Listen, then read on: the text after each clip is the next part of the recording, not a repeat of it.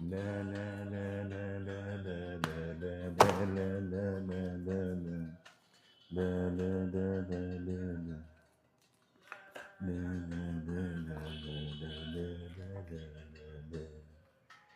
واحنا تعبنا شقينا. وعليكم السلام. انت مع مين؟ انا مع الدين، بس انا مع الدين الاسلامي بس. متابعينك من ليبيا على راسي. نبيك تعلمنا عن اخر تطورات الحرب، عين الاثنين، عين دي قبل عين دي. تتوقع الحرب تستمر قد ايه؟ ممكن من دلوقتي شهر، بس خلي بالك كل يوم هتخفت اخبار الحرب زي الحرب الروسيه الاوكرانيه كده. خشوا بس كده ونشوف الموضوع ده، نضيفوا ما هم معانا الموضوع اهو.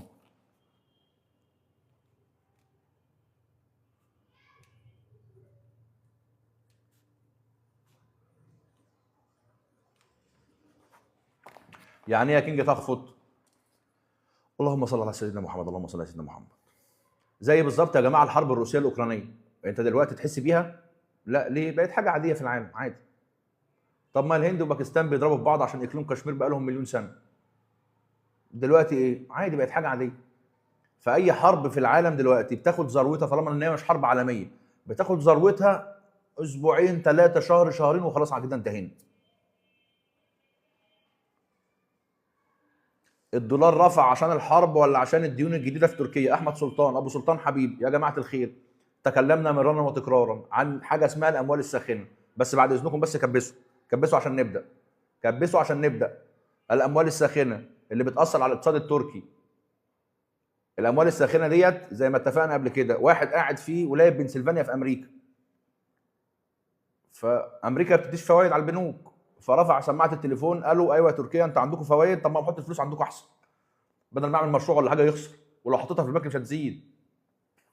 فدي اسمها اموال ساخنه، فبيحولها الشاب الامريكاني او الرجل الامريكاني او ايا كان للبلاد اللي فيها فوائد على الايه؟ على الدولار، زي تركيا كده. فيجي العالم فيه هزه، فالعالم تروح تستثمر في الذهب، في تستثمر مش عارف ايه، فالاموال الساخنه دي تتحرك. كنت شرحتها في فيديو اسطوري، ممكن ان احنا النهارده ندرجها في البث، مفيش مشكله. وعليكم السلام. العقيده الايرانيه ضد السنه مليون في الميه، محمد وحيد. يا جماعه الخير، الناس دلوقتي اللي قاعده قدام التلفزيون، قاعده قدام النت، الناس منشقين دلوقتي المسلمين. هم منشقين ليه المسلمين؟ لان المسلمين ما عندهمش بوصله حقيقيه. مفيش بوصله حقيقيه عند المسلمين، ما هي ضاعت البوصله. ليه؟ لان المسلم دلوقتي قاعد كل همه يلمع الصنم المتحكم في مصيره. تاني، دلوقتي المسلم قاعد كل اللي بيدور في خياله ايه؟ يلمع الصنم اللي بيتحكم في مصيره. فتلاقي الناس قاعدين في الاندلس عمالين يقولوا ان امير ولايه شنجبنكين في الاندلس هو دوت اللي مظبط الدنيا في الاندلس، ويعني كده، وبيساعد في ده الشيوخ والاعلام واللي انت عايز تقوله قوله. فالمسلمين دلوقتي حالهم مطين ب60 نيله، ضاعت البوصله وكله بيتهم بعضه. طب انت لو بعدت العدسه شويه عن المسلمين، ما كل المسلمين غلطانين. كل المسلمين غلطانين. الناس تقعد دلوقتي كده تحط رجل على رجل وايه وتخون بتوع غزه، اهل غزه. الله، طب ما انت لو بعدت العدسه شويه ما انت كمان خاين. ما انت كمان خاين. بتهرب ليه من الحقيقه والمواجهه ليه؟ لانك مستخبي خلف صنم اللي بيتحكم في مصيرك. كل واحد بقى همه دلوقتي انه يلمع الصنم. هنتكلم دلوقتي عن كل حاجه، كبسوا بس، ربنا يبارك فيكم. تكبيس وشير، تحيه لك من المغرب على راسي.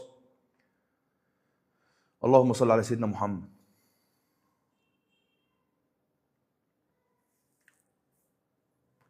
اللهم صل على سيدنا محمد. بصوا يا جماعه، واحد بيقول الاف ان تي اي بين السنه وايران مصطنعه. لا، لا مش مصطنعه.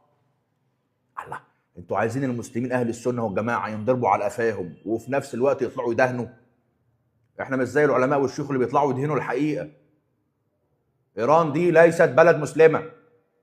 اي حد يقول لك غير كده دخل في مشكله مع ربنا، مش معايا انا.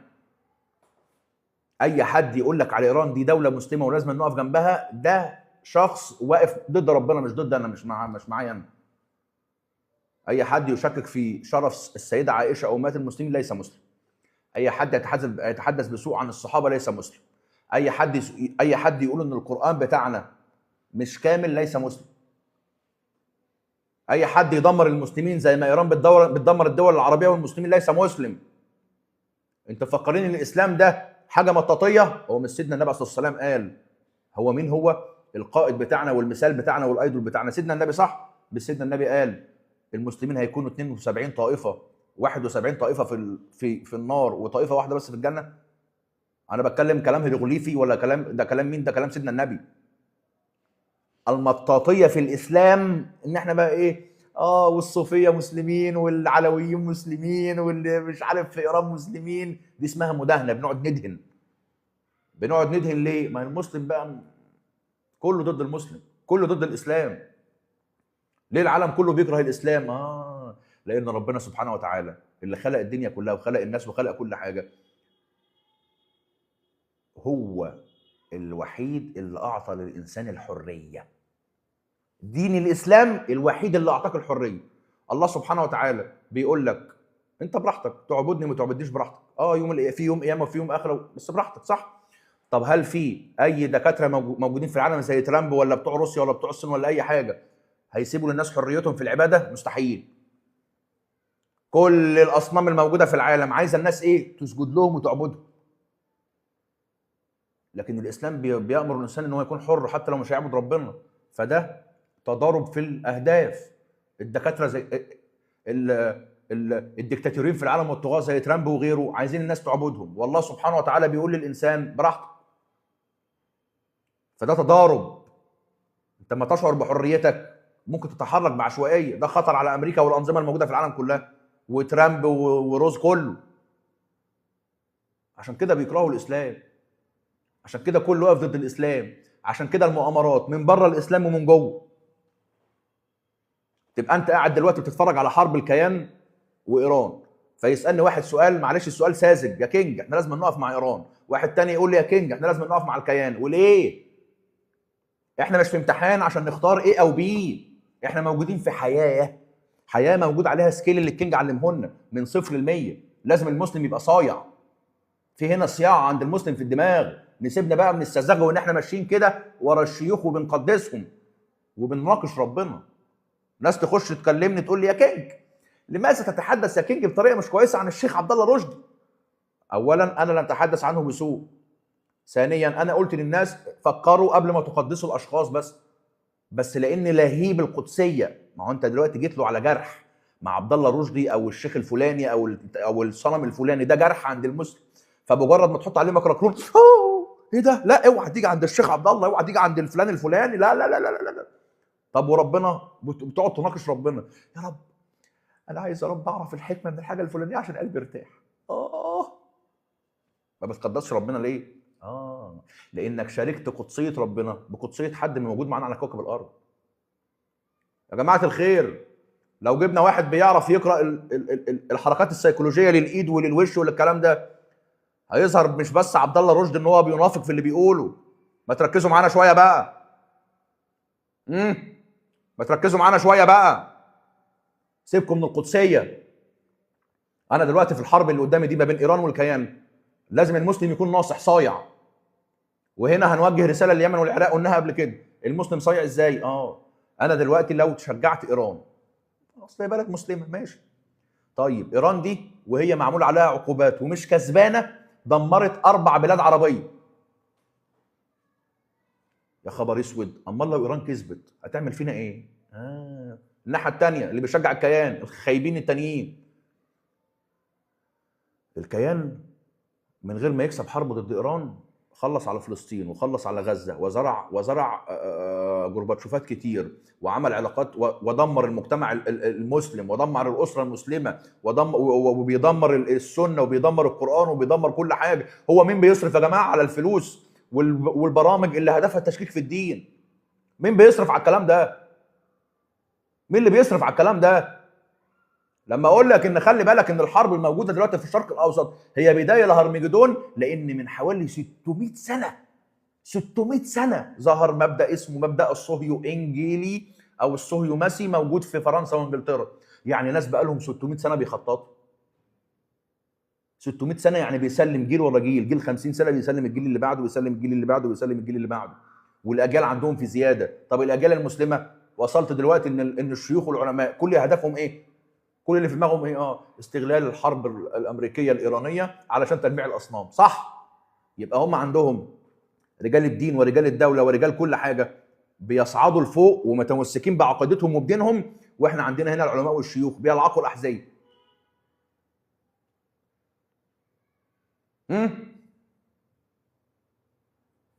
فما ينفعش، لازم أن تكون واعي، لازم أن تكون هنا شغال عندك، سيبك من الطرش اللي انت بتاكله ده. لو ايران كسبت خساره على المسلمين، لو الكيان كسب خساره على المسلمين، يبقى لازم المسلم يخلي باله، ولازم الدول العربيه تحط في بالها ما بعد حرب ايران ايه اللي نكست. ما هو ده لو كسب او ده لو كسب مصيبه علينا. لو ايران كسبت هتحاول ان تنشر المذهب بتاعها في الدول العربيه وتدمر الدول العربيه. طب الكيان لو كسب هتبقى بدايه الحرب هرمجدون. يعني ايه؟ لن تكون هناك مساحات من الحريه اي دوله من العربيه الثانيه. من النيل للفرات ليه بداوا يتكلموا عليها دلوقتي؟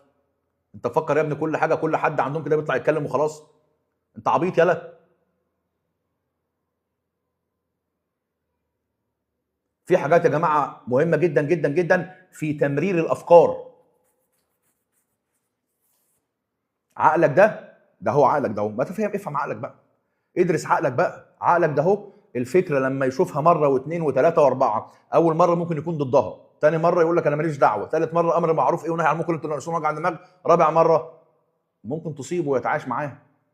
ألم يخبرنا سيدنا النبي أن التعايش مع الكاف فه ألف ر خطر على عقيدة المسلم؟ ألفت إنك تعيش حياة مع حد غير مسلم لأنك بتشوف هو بيعمل إيه. علشان كده أستاذنا وقائدنا الباشمهندس عبد الرحيم بيقول لك إيه؟ بيقول لك خلي بالك إن الأجيال الثالثة والرابعة في الأجيال المسلمة اللي هاجرت أمريكا وأوروبا بتكون غير مسلمة. ممداني ده مش بيقولوا إن هو جده مسلم؟ ازاي اصبح ممداني ان هو نص ونص كده؟ عشان كده باراك اوباما ده مش بيقولوا جده كان مسلم افريقي؟ ألفت القلوب يا كينج. علشان كده الكينج دايما بيحذرنا ان انت اما تشوف حاجه غلط بتخوض في دينك او تخوض في امتك الاسلاميه او مجتمعك لازم تطلع تهاجم عنها حتى لا تمرر الفكره ليك. لما تشوفهم بيتكلموا عن المساكنه وان الراجل والست يقعدوا مع بعض قبل الجواز والكلام ده، ما تقولش وانا مالي طالما الموضوع ما جاليش. غلط ان تنشر الرذيله، غلط. لان لما هو بيجس لك النبض ينزل لك المساكنه بيجس لك النبض يشوفك انت هتعمل ايه. طب بعد شويه هينزل لك الرنا لو لقاك ساكت. عشان كده لازم تبدي انتعاضك ولازم تجاهد هذه الافكار وتحاربها علشان عدوك يعرف ان لسه في حائط صد وننتظر رياح التغيير من ربنا سبحانه وتعالى. ناس كتيره تسالني ايها الكينج العالمي، انا واحد دلوقتي بربي ولادي كويس وشايف شغلي وديني مطلوب مني حاجه تانية؟ شكرا كتر الف خيرك، ميرسي بكو. فوق يا اخوانا، فوق يا اخوانا. الناس دي شغاله ليل نهار، ليل نهار. ازاي وصل بينا الحال الامه الاسلاميه ان احنا في الجواز بنتكلف 950 مليون دولار وهم هناك بيتجوزوا ب 200 دولار؟ ازاي دي؟ بداوا يلعبوا على البنات وانها عايزه تقلد فلانه وتلبس علانه وتلبس مش عارف ايه وتروح فين وتيجي منين وتطلع فين مش عارف ايه. هو هناك بيحصل على شهوه الجنس ب 200 دولار وقبل الجواز بيحصل عليه. وزي ما سيدنا النبي قال لنا من استطاع منكم الباءة فليتزوج. العلماء والشيوخ قاعدين يتفرجوا على الكلام ده وقاعدين بيبصوا لمصالحهم الشخصيه. عنده برنامج هيتكلف 5 6 مليون وعنده عربيه وطياره، ما يغر المسلمين في ده. انا مالي بالمجتمع المسلم؟ مالك بالمجتمع المسلم ازاي؟ ازاي تبقى انسان عالم تتفوه بكلام ربنا سبحانه وتعالى من غير ما تحمل المسؤوليه؟ ايه اللي بيخليني انا وغيري نتكلم؟ الرغبه في الشهره؟ ما الشهره خطر، مش كده ولا ايه؟ الشهره خطر ولا مش خطر؟ خطر. بس احساسنا بالمسؤوليه، حاسين بالمسؤوليه تجاه ديننا وتجاه مجتمعاتنا وتجاه الستات وتجاه الرجاله وتجاه الشباب وتجاه الحاجات دي. مسؤوليه هي اللي بتحركنا، هي اللي بتخلينا احيانا نعدي خطوط النار. المسؤوليه. طب المسؤوليه دي بتيجي منين؟ بتيجي من ايمانك بربنا سبحانه وتعالى. احنا عصاه ومجرمين وولاد 60 في 70، بس بتيجي من ان انت مؤمن ان في ربنا. فلما يجي على ذكرك كده كلام سيدنا النبي تقوم تخجل من نفسك. لما تتكلم عن سيدنا النبي كده تقوم تخجل من نفسك. لو عايز تضلل المسلمين لا مش هينفع بقى. ما انا هقف قدام يوم القيامه عند سيدنا النبي كده وهيقول لي انت ضللت المسلمين، هقول له ايه؟ اكذب عليه؟ مش هينفع اكذب. ربنا يوقفني هقول له ايه؟ هكذب عليه؟ مش هينفع اكذب. فلازم تبص للحرب لايران وامريكا كده. وهنا لازم نوجه رساله لليمن وللعراق، اليمنيين والعراقيين اللي بيعانوا الامرين تحت النفوذ الايراني. دي فرصتكم، دي فرصتكم ان تستغلوا التواجد الامريكي في المنطقه. ارفع ايدك لفوق، ارفع ايدك لفوق. مفيش مشكله ان المسلم يستعين بالامريكي عشان يهزم الايراني، عادي. طب يا كينج ما كده الامريكي هيخش هو. يا عم قول يا رب، لو صدق المسلم النيه ربنا يوفقه. هو الناس اللي في سوريا دي احتاجوا لمين عشان ينتصروا في ثورتهم؟ ما احتاجوا لامريكا، صح؟ طب دلوقتي احنا بندعي بنقول ايه؟ يا رب، يا رب خبي عيون امريكا والغرب عن سوريا. يا رب احنا عارفين ان سوريا ممكن تاخد بعض القرارات كده ايه يعني غصب عنها، بس يا رب وفقهم لو هم صادقين النيه. ده اللي احنا عايزينه. اضرب عدو بعدو عشان انت تنهض من تحت الرماد. ما هو انت دلوقتي الدول العربيه يا جماعه، لو جينا بصينا دلوقتي للدول العربيه، ادي الدول العربيه اهي. الدول العربيه معمول عليها طبقات، طبقات من الاحتلال والمصحف الشريف. الطبقه الاولانيه ايران، الطبقه اللي بعد كده الكيان، الطبقه اللي بعد كده امريكا والقواعد الامريكيه، الطبقات اللي بعد كده الطبقات الاجتماعيه البايظه، الطبقات الاقتصاديه البايظه، الطبقات السياسيه البايظه، الطبقات الدينيه البايظه، ان يتحول الاسلام الى دين كهنوتي، غيره غيره غيره غيره. فاحنا عايزين نتخلص من الطبقات. اول طبقه عايزين نتخلص منها ايه؟ حسب المجريات قدامنا دلوقتي، انت مش هتعرف دلوقتي تتخلص عن امريكا، صح؟ تعرف؟ مش هعرف. يبقى تخلص من طبقه ايران الاول. صح كده. واقول يا رب ساعدني، يا رب اقف جنبي، يا رب انا ان شاء الله هعمل كذا، وتكون صادق النيه. يوم ربنا يوفقك ويخفي عنك عيون امريكا لحين ما ان شاء الله تتطور وتبقى كويس. فدي رساله اليمن والعراق، ده وقتكم. لو ما اتحركتوش دلوقتي اقسم بالله ما في فرصه ثانيه، ما فيش فرصه ثانيه خالص. لازم تستغل التواجد الامريكي في المنطقه للتخلص من النفوذ الايراني. طب بعد كده يا كينج ربنا يحلها. لازم المسلم يبقى صايع ويستغل عدوه زي ما عدوه بيستغله.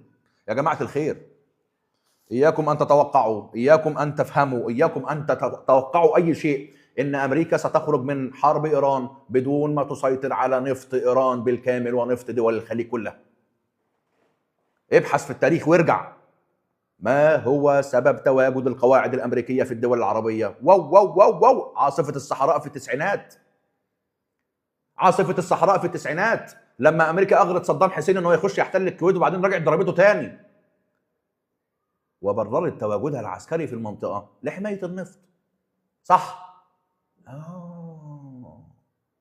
يبقى كده ممكن يا امريكا كده يا كينج انت عايز تفهمنا ان ممكن تعاد عاصفه الصحراء من تاني، في ان امريكا ممكن ان هي تعمل قاعده عسكريه كبيره جدا بالاتفاق مع القواعد العسكريه في الدول العربيه زي الكويت وزي قطر وزي الامارات، في انها زي ما بتحبس الصين بالقواعد العسكريه الموجوده في اليابان وكوريا الجنوبيه. الصين كده والناحيه الثانيه قصادها على طول القواعد الامريكيه عشان تايوان. ممكن امريكا تعمل كده عشان تحتل مضيق هرمز وتسيطر عليه سيطره كامله؟ يس يس يس. الوحش طالما فتح بقه لازم ترمي له حاجه جوه، حاجه كبيره. وكل يوم ما بيعدي على امريكا وقت في المنطقه العربيه وهي موجوده بالقطاع العسكريه بتاعتها بتزداد شهوتها وشراهتها.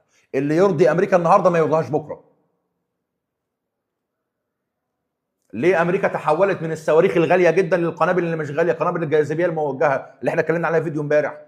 ما شافت انها خلصت على كل ايران الدفاعات الجويه والقوه البحريه والقوه الجويه وكل شيء، فاستخدم ليه سلاح غالي؟ لا يا عم ارمي عليهم بقى قنابل بقى. فبكره لما تلاقي امريكا دلوقتي ان ايران دي انتهت تمام، انت متخيل ان ايران اللي هي امريكا داخله على ايران عشان تاخد نفطها هيرضيها وقتها نفط ايران؟ مش امريكا كانت داخله في عاصفه الصحراء ضد صدام حسين علشان تخرجه من العراق، عشان تخرجه من الكويت، صح؟ صح يا كينج. طب هي خرجته بس لا، اقامت القواعد العسكريه في الدول العربيه. ده ازاي ما بيجيش في بالنا؟ انا عايز افهم دلوقتي، الاجهزه الاستخباراتيه والمعلوماتيه موجوده في الدول العربيه، بتفكر فين؟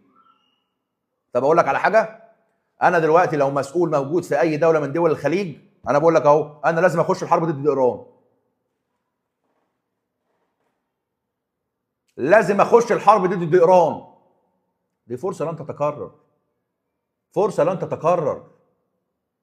سلوتر ذا بيست. واحد يقول لي دلوقتي بس يا كينج خلي بالك يا كينج، يا كينج خلي بالك يا كينج، الدول العربيه لن تنجرف في حرب ضد ايران لان دي ممكن تكون مصاده امريكيه. يا ابني مصاده امريكيه ايه يا ابني؟ سيبك من الكلام بتاع الاستهجاء ده والناس المجانين في النت وعلى التلفزيون. سيبك من الافشخانات دي. امريكا واصله في الحرب دي للنهايه، للنهايه، لن تتراجع قيد انمله.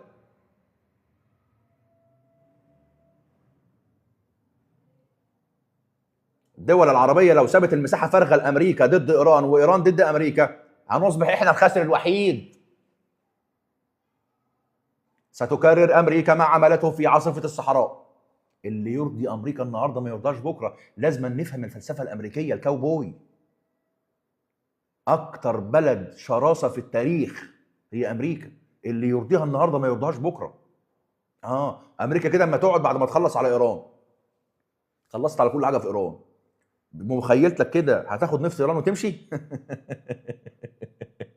لا، هتعمل لك قاعده عسكريه تعمل هارموني مع القواعد العسكريه الموجوده في الدول العربيه، وتقول للعالم يا جماعه احنا خايفين ان ايران يا جماعه تقفل مضيق هرمز تاني. لا، بقول لكم ايه، انا كامريكا انا هتولى عنكم الموضوع ده، انا هعمل هنا قاعده عسكريه، وانا كده كده محتله نفط ايران، والدول العربيه تاخد النفط بتاعها براحتها وتاخد الفلوس براحتها، بس ما فيش ناقله نفط واحده هتروح للصين.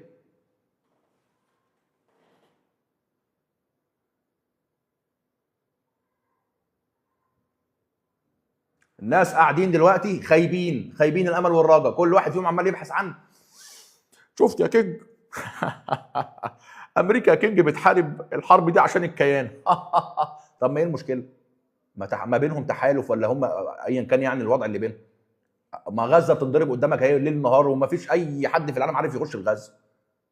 انت بتلوم الناس التانيين دول على ان بينهم تحالف، او فلان بيحرك فلان او ترتان بيحرك ترتان. يعني انت فكر ان امريكا دي عيله صغيره مثلا في السن هتخش ايران دي وهي مش هتاخد نفط ايران وتستحوذ على الشرق الاوسط وخلاص تمدد الكيان في الشرق الاوسط؟ الباحثون على الانتصارات الوهميه خايبين. عشان كده احنا في ديل الامم. بدل ما يكون المسلم هو اللي واقف بياخد حقه وهو اللي بينتصر وبيهاجم وبيغزو، المسلم واقف يرمى للفتات. المسلم معتقد ان، المسلم عنده اعتقاد كده زنخي، ده انا بسميه الاعتقاد الزنخي. المسلم معتقد ان اقتصاده قوي. لا، المسلم مش اقتصاده قوي، المسلم غني، بس هناك فرق بين الغنى والاقتصاد القوي. المسلم معتقد ان اي جيوش في الدنيا ممكن انها تهدد الجيش الامريكي بدون دين، اذا كان السلاح اللي العالم كله بيستورده من امريكا. العالم معتقد ان الصين وروسيا هيجروا عشان ينجدوا العرب لو امريكا دخلت على العرب خلصت عليهم. كانوا دخلوا ايران، كانوا دخلوا الفنزويلا. ان لم يصنع العرب بوصلتهم الخاصه حوالين الدين لن ياتي لانقاذك احد. لا اقتصاد هينفع، ولا جيوش هتنفع، ولا مش عارف تنديدات وشكبه هينفع، ولا اي حاجه هتنفع. لازم المسلم يبقى صايع، يبص لمجريات الحرب اللي قدامه ويشوف ان هو هياخد طرف مين عشان يكسب مكسب قليل، عشان يقلل بيه الخسائر البعيده. معقول يا اخوانا؟ معقول يا اخوانا ايران بتضرب في الدول العربيه كلها والدول العربيه عامله فيها مش واخده بالها؟ اصل مش عايزين ننجر للحرب، الحرب جات لك بلدك، الحرب جات لك بلدك، انت ما استدعيتش حاجه، الحرب بالفعل عندك. وان لم ترد على ايران دلوقتي امريكا هتستفرد بمضيق هرمز ده، هتلغيك تماما. يا خرابي، يعني دماغي وجعتني، دماغي وجعتني. لكن نقول تاني، لا عجب ولا عجاب. ليه؟ لان المواطن العربي المسلم للاسف الشديد مشغول في تلميع الاصنام.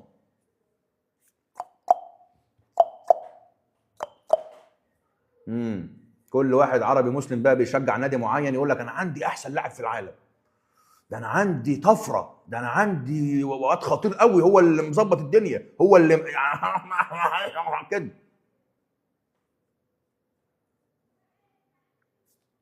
ايه اللي بيحصل اللي احنا فيه ده؟ ليه المسلم ما يكونش صايع؟ ليه المسلم في مؤخره الامم تفكيريا؟ الموضوع يا جماعه مش دينيا بس، الموضوع مش دينيا بس، الموضوع تفكيريا نفسه.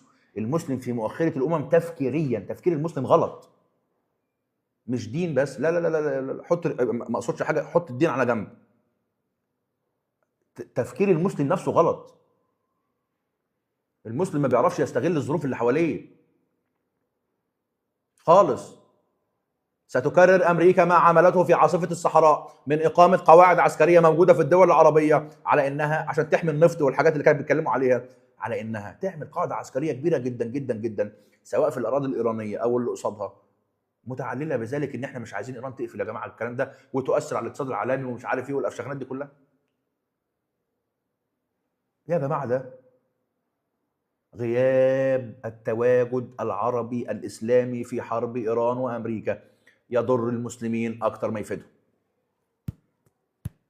الحرب داخل الدول العربيه خلاص، والحرب لسه هتخش. عشان تقول اصل انا الدول العربيه مش عايزه تنجر للحرب، يا ابني انت في الحرب، يا ابني انت جوه الحرب. يا ابني الصبر الاستراتيجي والصبر الاحتياجي حاجات ما بتكسبش عيش. عمرك شفت بلد في العالم صبرت او دفعت او عملت معاهده سلام وتوفقت؟ مستحيل. ما بيعملش الكلام ده غير البلاد الضعيفه. المسلمين مش ضعفة، الدول الاسلاميه ما ينفعش تكون ضعيفه، الدول الاسلاميه ما ينفعش ان تكون رد فعل، الدول الاسلاميه لازم ان تبادر بالهجوم، الدول الاسلاميه لازم ان تبادر بالفعل، عشان عدوك هو اللي يدرسك مش انت اللي تدرس عدوك. يا خرابي يما، يا خرابي يما عليك يما، يا رب. جحيم الوعي، جحيم الوعي. ما هو الانسان المنعم بالجهل ده عايش في البلاله، ده رايق. تخيل واحد يصحى كل يوم من النوم يشوف حرب ايران وامريكا يقعد يمجد في الصنم اللي بيلعب في الفريق بتاعه. ده الواد اللي في الفرقه بتاعتي ده واد جامد قوي.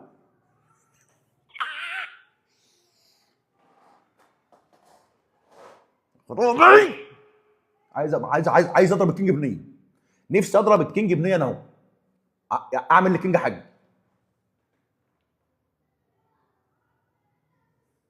نفسي اعمل للكينج، اضرب الكينج بنيه كده اهو. نظريه المؤامره راكباك. طيب انت اما تيجي عايز ان انت تقول راي من ارائك، يا تقوله باحترام وبادب وباخلاق، يا اما انت للاسف بتعبر عن سفالتك وسفاله اهلك وسفاله دولتك. شفت بقى انت جبت بقى الشتيمه لمين؟ طب ليه؟ عايز تقول رايك قول رايك باحترام، ارد عليك باحترام. انما جو بقى قصفات الجبهات والكلام ده كله مش هيمشي معايا. ليه؟ انا انسان الحمد لله بفضل الله سبحانه وتعالى بطلع بزي بشخصي، لا انا اي ولا انا مستخبي زيك كده، مستخبي كده. الانسان خلق ليتآمر ضد التاني.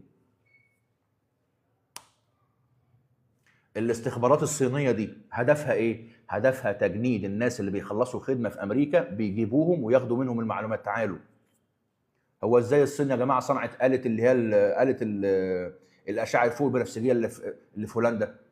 راحت جابت ناس من هولندا طلعوا على المعاش، قالوا لهم تعالوا هنديكم كروت ان انتوا ناس مش دول كروت مزيفه، وهتقعدوا عندنا 20 سنه تاخدوا فلوس واللي انتوا عايزينه خالص وتساعدونا في ان احنا نبني الآلة دي. هي دي مش مؤامره يا روح امك؟ انت مفكر البلاد اللي في العالم زيك بتاكل وتشرب وتفسي؟ طب انت ماشي بتاكل وتشرب وتفسي، ماشي، انت مالكش لازمه. انما انت مفكر البلاد اللي في الدنيا عايشه كده في الهبلولي؟ كل البلاد اللي في الدنيا بتغذي جينات السرفايف. انا عشان اسرفايف، عشان انجو، لازم اعمل ايه؟ لازم انط على اللي جنبي. انط على اللي جنبي ازاي؟ يا اما انط عليه عسكريا، يا اما انط عليه اجتماعيا، يا اما انط عليه اقتصاديا، يا اما انط عليه كل النط اللي انت عايزه. ده موجود في سيكولوجيه الانسان. يا مش عايز اشتمك يا ابني، والله مش عايز اشتمك يا ابني.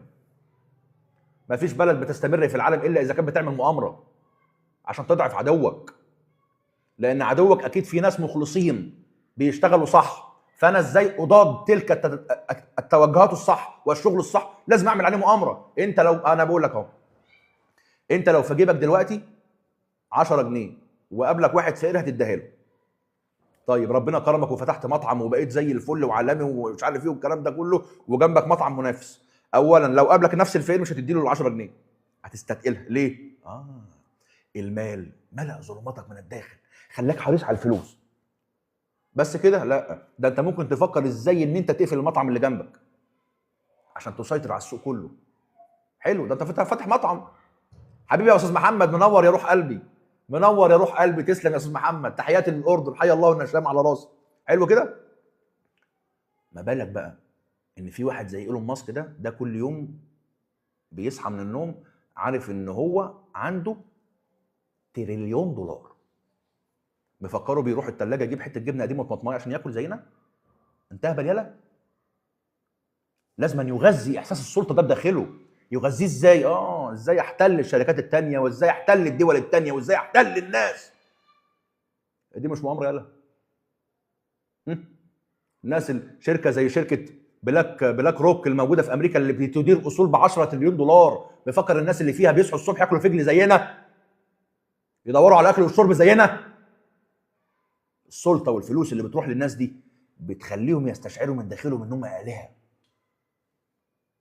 والاله لازم يدمر، لازم يسيطر، لازم يمنع اي رد فعل مغاير اللي هو حاطه واللي هو درسه.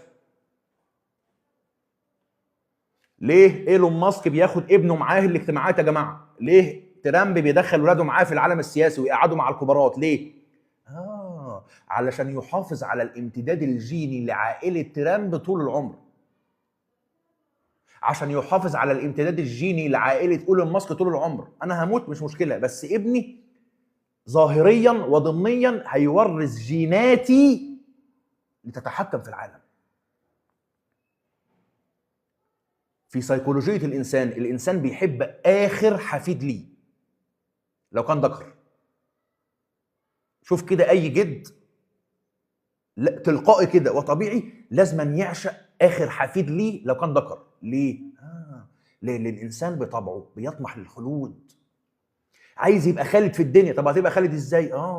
ان انا الذكر الاخيري ده هو اللي هيسمح لجيناتي بالتفوق والاستمرار، واسمي ان هو يستمر وجيناتي تستمر. فلازم احبه وادي له اهتمام وادي له رعايه واحبه وادي له فلوس اكتر وادي له مش عارف ايه.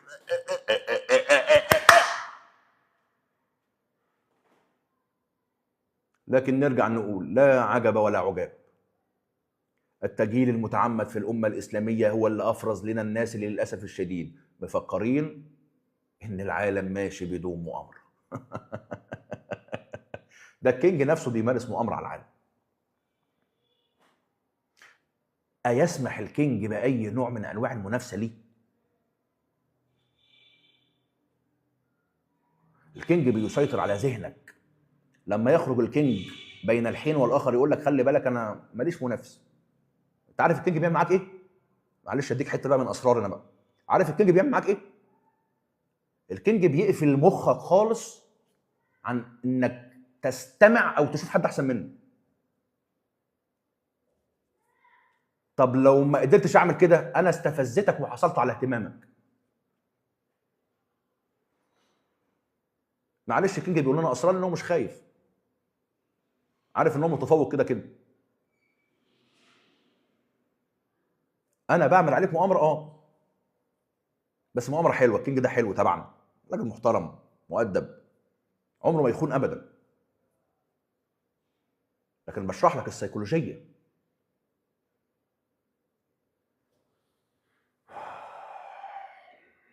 دماغي دماغي دماغي دماغي دماغي دماغي دماغي وجعتني، دماغي وجعتني، عليا النعمه دماغي وجعتني، عليا النعمه دماغي وجعتني. الكينج واحد بس على راسي يا حبيبي، تسلم يا روح قلبي. انجينير احمد، يا استاذ انجينير قاعد عندي ليه؟ يعني فعلا الان تلهيك واللي فيها تجيبه فيك. انت نفسك فيه يعني، انت قاعد هنا ليه؟ انت عايز تدح وعايز تقول اح برضه؟ يعني انت ازاي دي هتتجمع مع بعض ازاي؟ اهو واحد تاني مش عايزين نتكلم عشان البث ما يحصلوش حاجه، والله العظيم ما عايزين البث عشان ما يحصلوش حاجه. للاسف يا جماعه، والله يا جماعه، والله العظيم الجهل الممارس في الامه العربيه للاسف الشديد للاسف الشديد للاسف الشديد انتج لينا دول. الناس دي عايزه تقعد قدام الاصنام وتسقف لهم لما يحتقروه. قعد اي صنم كده من الاصنام وخليه يحتقر المسلمين، تلاقي المسلم عامل ازاي؟ ده بيحتقرك يلا، مش مشكله، ده بيستحمرك يلا، طالما بيقول كلام على هوايه انا معاه.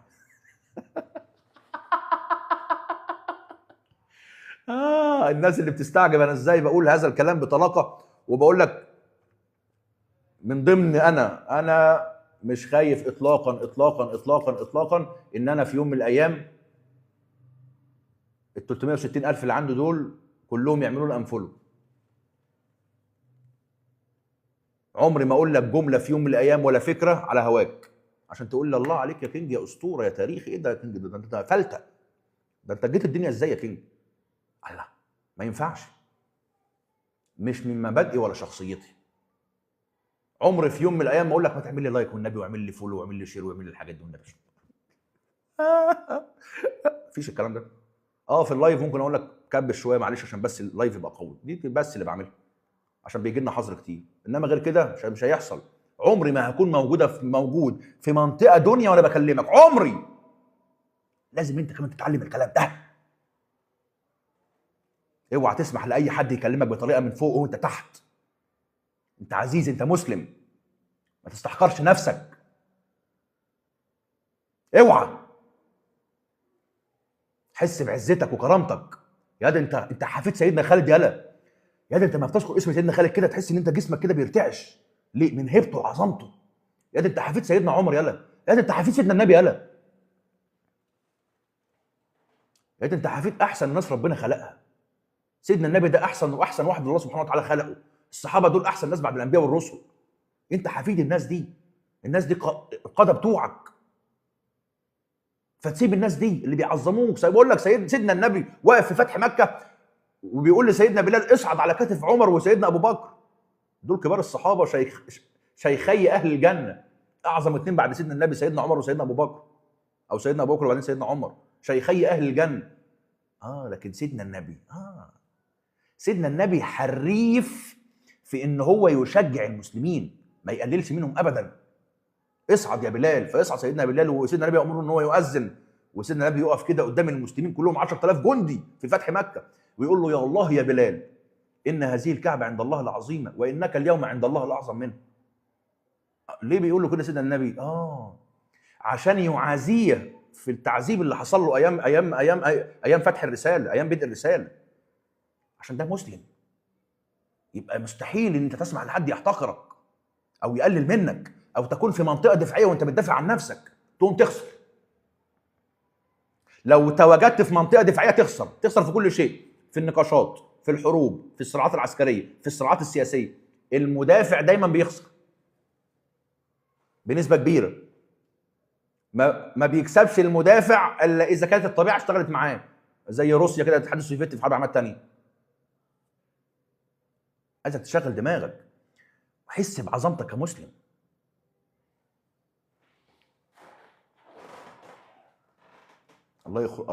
الله يخرب بيت الجهل، الله يخرب بيت الجهل.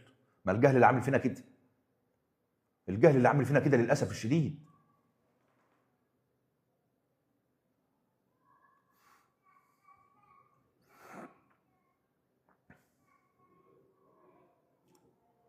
اللهم صل على سيدنا النبي. المسلم ما يعملش مؤامرات، هو مشكله بقى. في ناس هتاخد كلام الكينج كأن الكينج بيقعد يخطط هيقول ايه في الفيديوهات وما يقولش ايه. يا عم انا بديكم مثال بسيط. هو انا بعمل اللي انا بقول عليه؟ يا عم ما تجنناش يا عم. يا عم احنا عايزين الناس معانا تكون دماغها عاليه شويه. امريكا بتضرب في ايران ولا بتضرب في امريكا؟ احنا لسه هنقعد نتكلم في الكينج. كينج يونت ايه؟ احنا عندنا مصير الامه الاسلاميه بالكامل. المصير بالكامل قدامنا، مصيرنا كلنا. مصيرنا كلنا من النيل للفرات بدات ان هي تظهر تضاريسها قدام العالم كله بشكل واضح وفج. يطلع يطلع ترامب يمسك القلم كده، ايه ده؟ دي مساحه الكيان؟ لا مساحه صغيره لازم نكبرها. يطلع سفير الولايات المتحده الامريكيه في الكيان، ان من حق الكيان حسب الصفر الابراهيميه في المطالبه بكل الاراضي اللي هو عايزها في الشرق الاوسط. انت فكر بيطلع يتكلم كده ليه؟ لانهم تحسسوا وجربوا مقاومه الدول العربيه في موضوع غزه صفر. في الجهل والفقر واضعاف صحه المسلمين المنتشر في الدول العربيه عن عمد، ولقوا ان المسلم صفر، فقال لك ده المسلم ده جاهز، ده احنا لو طلعنا بكره الصبح وقلنا اي حاجه للمسلم هيصدقها هيوافق عليها، لان تم صناعه المسلم نقاط ضعف يخاف عليها. الم يخبرك كينج الناس كينج العالم في اسطوره من اسطورياته بانه كيف تساعد الانظمه الديكتاتوريه في فنزويلا وايران بالاحتلال الامريكي. ازاي؟ لان الانظمه الديكتاتوريه في ايران وفنزويلا بتدفع بشعوبها تجاه الهويه، لكن ما ترميهمش ابدا في الهويه. ليه؟ لانك لو رميت شعب زي ايران او فنزويلا للهويه مش هيكون عنده حاجه يخسرها، وده خطر. لازما الانظمه الديكتاتوريه في ايران وفنزويلا يصنعوا للناس حاجات يخافوا عليها، يعني يجوزوهم على الحركرك، اكل وشرب على الحركرك. فتبقى انت مثلا صح النهارده الصبح قدامك هتاخد طريق يمين مثلا انك تعمل ثوره في فنزويلا عشان ترجع وطنك مثلا، بس بنتك تعبان ومحتاجه انك تروح الشغل عشان تجيب لها اكل او اللبن بتاعها، فتقعد في صراع دلوقتي. بنتي نقطه الضعف اللي عندي ولا دولتي؟ انت هتختار ايه؟ فلما يصنع الفقر عن عمد والجهل عن عمد في فنزويلا وفي ايران من الانظمه الديكتاتوريه، ده بيخلي امريكا ما بتخش الشعب يقول لك وانا مالي يا عم، انا اروح احارب امريكا ليه؟ وانا عندي حاجات اخاف عليها، بنتي ولا مراتي ولا اخويا ولا انا ولا تجارتي ولا الكلام ده كله، انا مالي يا عم بالكلام ده. عشان كده امريكا هزمت صدام حسين مع انه كان عنده واحد من اقوى الجيوش في العالم، لان الجندي العراقي او المواطن العراقي بدا يقول لنفسه ايه؟ وانا مالي يا عم، ما صدام زي الاحتلال زي امريكا زي كله، انا مالي، انا عايز اكل واشرب وخلاص. عشان كده الدول الديكتاتوريه اللي بتصنع الجهل عن عمد في فنزويلا وايران عشان تسيطر على شعبها، والفقر عن عمد، واضعاف الصحه عن عمد، ده سلاح ذو حدين بيضمن للنظام الديكتاتوري ان هو يستمر في ايران وفنزويلا، لكنه في نفس الوقت بيمهد الطريق لاي احتلال. مظبوط ولا مش مظبوط؟ مظبوط يا كينج.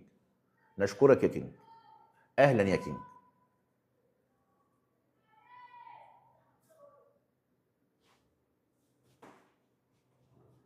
فلما يصنع الجهل والفقر واضعاف صحه المسلمين عن عمد في الامه الاسلاميه كلها، يجي يفكر المسلم كده لما يلاقي كيان داخل عليه ولا يلاقي امريكا داخل عليه ولا يلاقي حد داخل عليه، فالمسلم يكلم نفسه يقول ايه؟ الله، وانا مالي يا عم بالكلام ده؟ انا مالي يا عم بالحوارات دي؟ وما اللي بيحصل دلوقتي الا اعاده سيناريو للدوله العثمانيه، ما هي اتفككت ازاي؟ ما نفس الكلام، نفس الكلام بالظبط. لما رمى المسلم سلاحه وقال لك انا هتعايش مع العالم، عالم ايه اللي تتعايش معاه؟ لازم تبعد الخطر عنك. تبعد الخطر ازاي؟ انك تهاجم. طب دافعت ورميت سلاحك واستسلمت، كل سنه وانت طيب.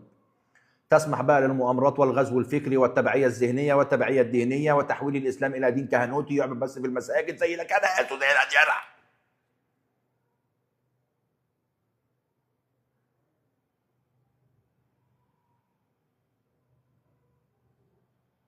المسلم قاعد عايز بس يقعد قصاد الفطار يجيب بقى الايه، المكرونه بشاميل والملوخيه وحته اللحمه وحته مش عارف ايه. السلام، دماغي اتظبطت. لا ده هتتظبط قوي. وما بالتقدم التكنولوجي الهائل في الذكاء الاصطناعي الا انه ضر من ضرر تكوين العالم الجديد. الم اخبرك ان الكيان وامريكا من النيل للفرات ليست جغرافيا، يعني مش هيطردوا العرب. ده هم هيدخلوا الذكاء الاصطناعي والحاجات دي كلها عشان يكونوا هم المتحكمين فيها زي ما هم متحكمين فيها دلوقتي، والناس تسيب شغلها وتقعد في البيت. فيجي هو بعد كل شهرين ثلاثه يرمي لك ايه؟ 20 30 مليون شغلانه ل 200 مليون عربي، ويتفرج عليك وانت تصارع اخيك المسلم عشان الشغلانه. طب ما انت بالفعل دلوقتي بتصارع اخيك المسلم. ما شفتوش الناس اللي فرحانه في دول الخليج اللي بيحصل فيها ضرب؟ طب ما ده بيعمل ايه؟ ده بيصارع اخيه المسلم وعايز له الشر. ها، ما شفتوش الدول العربيه زي باكستان او الدول الاسلاميه زي باكستان اللي فتحت القواعد بتاعتها لامريكا عشان تضرب افغانستان؟ طب ما ده ايه؟ طب ما ده انت بتصارع اخوك المسلم. ها، ايه؟ تعتقدون ان عالم الهانجر جيمز ولا سكوت جيمز مش هيتطبق؟ ما هو يستعيد عن كل المسلمين اللي شغالين بالذكاء الاصطناعي ويسيب للمسلمين بقى ايه؟ الفوعليه، يشتغلوا في الغيطان بقى والبحار والانهار وتحت البر وتحت البحر ومش عارف ايه، والكل الثروه تتجمع ليهم والتحكم ليهم وكل حاجه ليهم. ما هم عارفين اخر المسلمين ايه. لما يخش يضرب لك في فلسطين دي بقى له 70 سنه واخر 3 سنين ضرب موت طحن والمسلمين كلهم. مش قضيتنا، انا اسف. ده بيديله دلال على ايه؟ ان انت بقيت ديوس. ديوس وساعات بتصارع اخوك وبتضربه وبتشتمه وبتهيق. يبقى ايه؟ انت اللي عليك الدور. ما انت مجهز. لا عندك مقاومه ولا عندك اعتزاز بدينك ولا عندك بوصله دينيه ومتلمع الاصنام وبتعبد الاصنام. ده ما فيش وقت احسن من كده. انتوا معانا ولا رحتوا فين؟ ولا سافرتوا المانيا ولا رحتوا فين؟ الشخص الطاغي يا جماعه بيستمر في طغيانه. اللي يرضي امريكا النهارده لن يرضيها بكره. يا خرابي يانا عليك يا كينج. ده كأن الكينج قاعد معاهم وبيتنصت عليهم. ايوه النعمه. دماغي دماغي يما. كينج تكلم عن اجتياح تايوان. لن يحدث. الصين ما تقدرش تفكر مجرد تفكير في انها تخش تايوان. تايوان والدولار هي حرب عالميه ثالثه بالنسبه لامريكا. بدايه من حرب فنزويلا اللي امنت فيها امريكا مصادر الطاقه، وجرينلاند اللي امنت بيها امريكا مصادر التجاره. اي بلد في العالم هتعدي الخطوط الحمراء مع امريكا حرب ضاريه عسكريه مش سياسيه ولا اقتصاديه. تايوان بالنسبه لامريكا خط احمر. لو الصين فكرت بس كده، تفكر بس كده. يعني الصين من سنه من السنين، فاكرين انت الست اللي اسمها نانسي بيلوسي اللي كانت بتقطع الايه؟ الورق ورا ترامب لما كان بيقول في الكونجرس؟ فاكرين انتوا الكلام ده؟ فالصين طلعت تهديد ان اي حد هيجي لتايوان هندمره. راحت الست واخده شنطتها وراكبه طيارتها كمسؤوله امريكيه، كانت مش عارف وزيره الكونجرس ولا مديره الكونجرس، وراحت نازله بالطياره جوه تايوان. مين يقدر يقرب لها؟ مين؟ كنت احدثك من ثواني قليله ان امريكا امنت مصادر الطاقه ومصادر التجاره. مصادر الطاقه في فنزويلا ودلوقتي في ايران. الطاقه وجرينلاند. ده الطريق التجاري الجديد يا كينج اللي هيربط بين اسيا واوروبا، و40% نقص في الوقت، واكيد نقص في الايه؟ في الفلوس. طب ليه ده يا كينج؟ لان احنا مقبلين على حرب عالميه، بس مش دلوقتي، كمان 10 15 سنه، مش دلوقتي خالص. لسه مش دلوقتي. طب في الحرب الكبرى امريكا تحب ان هي تؤمن مصادر الطاقه عشان الاله العسكريه. فنزويلا اكبر احتياط نفط في التاريخ كله، وايران نفس الكلام. حلو، دي الطاقه يحطها على جنب. طب وجرينلاند؟ ما ينفعش اي بلد تخش حرب الا لو كانت مامنه ممرات التجاره بتاعتها عشان تصرف على الحرب. تقعد تسمع انت من المحللين الاستراتيجيين يقول لك ايه؟ امريكا تريد جرينلاند عشان الثروات الاقتصاديه اللي فيها دي حاجات بتيجي في الجنب. زي بالظبط ما امريكا بتضرب في غزه او كان بيضرب في غزه عشان حقول الغاز في غزه وعشان قناه بن جوريون. دي اهداف اقتصاديه، لكن في هدف اسمى اكبر. والاهداف الاسمى او الاكبر غير منوط بالشعوب لفهمها. ليه؟ لان مخابرات الدول العالميه بتاخد فلوس كتيره جدا جدا علشان تخبي الحقيقه بين طبقات محدش يعرف يوصل لها. عشان كده بيتم تغذيه الاعلام دايما يا جماعه بالحقيقه الكاذبه مش الحقيقه الصح.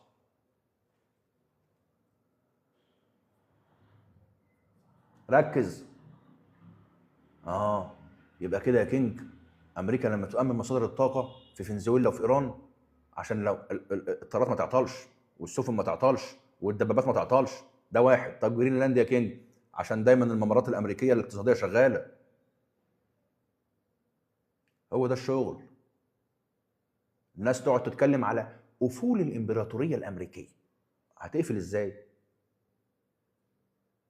قول لي كده، هتقفل ازاي وهي بتحارب كل حرب بره دولتها؟ هتقفل ازاي؟ الغطرسه الامريكيه. خلي بالك يا كينج، انا شفت وزير الحرب الامريكي بيتكلم بكبرياء كبير جدا. وكلما طير يا كينج وقع. ما هو هيقع، بس هيقع امتى؟ اما يلاقي قوه ضده. في حد في العالم يا جماعه يقدر ان هو يطوق بلد بالكامل زي ايران زي ما امريكا بتعمل؟ مستحيل. علشان عصر الامبراطوريه الامريكيه يقفل لازم يبقى في قوه ضده جامده بتهاجمه. انما ما فيش حد بيهاجمه وانت عمال تتكلم ان كده عصر الامبراطوريه الامريكيه في افول، يبقى انت عايش في انتصار وهمي يا ابني. تضحك على نفسك، بتداري عجزك وقله حيلتك والغضب المكنون في داخلك من القمح المسموم المنصور على قمم الجبال. انت عارف كويس جدا جدا جدا ان القمح اللي بيتنشر على قمم الجبال فاسد مسموم، بس ما تقدرش تقول له كده. فبتطلع غضبك في امريكا. امريكا هتدمر يا امريكا. هتدمر بايد مين؟ لماذا يشتاق العرب والمسلمين الى ان امريكا تتدمر بايد الصين وروسيا؟ ما كده الصين وروسيا هياخدوا يا ابني الرايه، وهتفضل انت في التبعيه. انت هتفضل في التبعيه يا تغف. انت مش عايز تفوق ليه؟ انت ليه معتقد ان الصين وروسيا دول هيدونا بقى ايه؟ هياخدونا هيشتكونا كده هابي بيرثدي تو يو تك تك تك تك تك تك. لو جيت خيرتني انا كينج الناس، كينج العالم، اخطر واذكى رجل في التاريخ كله، وقلت لي يا كينج بعيدا عن رغبه الكينج في ان المسلمين لازم أن يكونوا ليهم وقتهم ورايتهم وامبراطوريتهم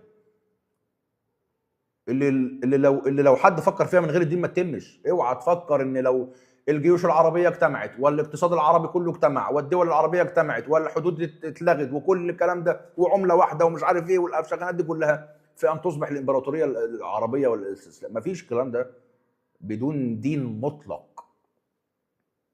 مش هيحصل ده. وقبل ما اكمل لك واقول لك ان ليه الكينج دايما بعيدا عن ان رغبته في ان المسلمين والعرب لازم يكون لهم مظله وامبراطوريه، ولكن انا احب امريكا عن الصين وروسيا. ليه؟ هقول لك، بس اشرح لك حاجه ثانيه قبلها، قبل ما اقول لك الحته دي. دائما ما احدثك ان بوصله المسلمين طالما بعيده عن الدين عمرهم ما هيتطوروا لقدام، عمرهم ما العالم يخاف منهم. ليه؟ حد يعرف ليه؟ على نعمه ما حد يعرف. بعيدا ان ده دين من ربنا سبحانه وتعالى. عايز اكلمك بقى في حته نفسيه، حته دنيويه. ازاي البلاد بتنتصر؟ البلاد يا كينج بتنتصر لما تكون متبعة حاجة مطلقة مش بتتغير. يعني لما تجتمع أمريكا ويحطوا دستور عندهم، هذا الدستور وضعه أذكى الناس في أمريكا، وضعوا دستور مطلق يمشي على الكبير والصغير، محدش يقدر يتعداه. حلو. فالمطلق ده هو اللي يسيطر ويكبح وساخة الإنسان ويخليه تحت المسؤولية دايما. فلو المواطن الامريكي مش ورا دستوره يوم يتوفق لانه حاجه مطلقه ثابته. نفس الكلام بالنسبه لدين ربنا. طبعا انا مش بقارن بين الاثنين، لكن اللي بكلمك في الموضوع من وجهه نظر دنيويه مش دينيه. مش ان اللي انزل الدين ربنا سبحانه وتعالى وهو خالق الكوكب وهو خالق الانسان وهو خالق الاسلام، لا، بكلمك من وجهه نظر دنيويه. لماذا سوف ينتصر المسلمين لو رجعوا لدينهم؟ بعيدا ان ده منزل من رب السماء اللي وعد فيه المسلمين بالنصر، لكن الدين ده حاجه مطلقه ثابته ما بتتغيرش. يعني لو مشيت وراها هتخلي المسؤول يخاف، وتخلي المسلم البسيط يخاف، وتخلي كله يعمل شغله، وكله عارف انه تحت المساءله، وكله عارف تحت القانون، وكله. انما لما تظهر بلد زي فنزويلا عندها دستور بس كل 3 4 سنين بتغيره.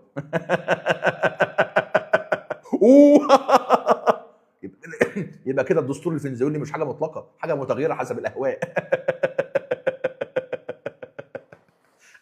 يا كينج، يا كينج، لم يعهد هذا قسما بالله، قسما بدين الله، لم يعهد هذا العالم شخصا ككينج، مستحيل. المهم فنيجي دلوقتي الكينج اللي بيتمنى ان لو العرب والمسلمين ما بقوش ان هم ليهم امبراطوريتهم. ليه اتمنى امريكا عن الصين وروسيا؟ لان الصين وروسيا لو تحكموا في العالم وبقوا هم الكبير بتاعه، ما فيش حاجه اسمها دين دي خالص، انساها. انساها دي خالص، ما فيش حاجه اسمها دين، حد يروح يصلي، حد ماشي الكلام ده خلاص بقى. يعني امريكا بتسمح بتلك المساحه من الحريه، ماشي. انما الصين وروسيا، خصوصا الصين، ما فيش حاجه يبقى اسمها جوامع دي خالص تاني، ولا دين، ولا اتكلمنا على دين ولا الكلام ده، ولا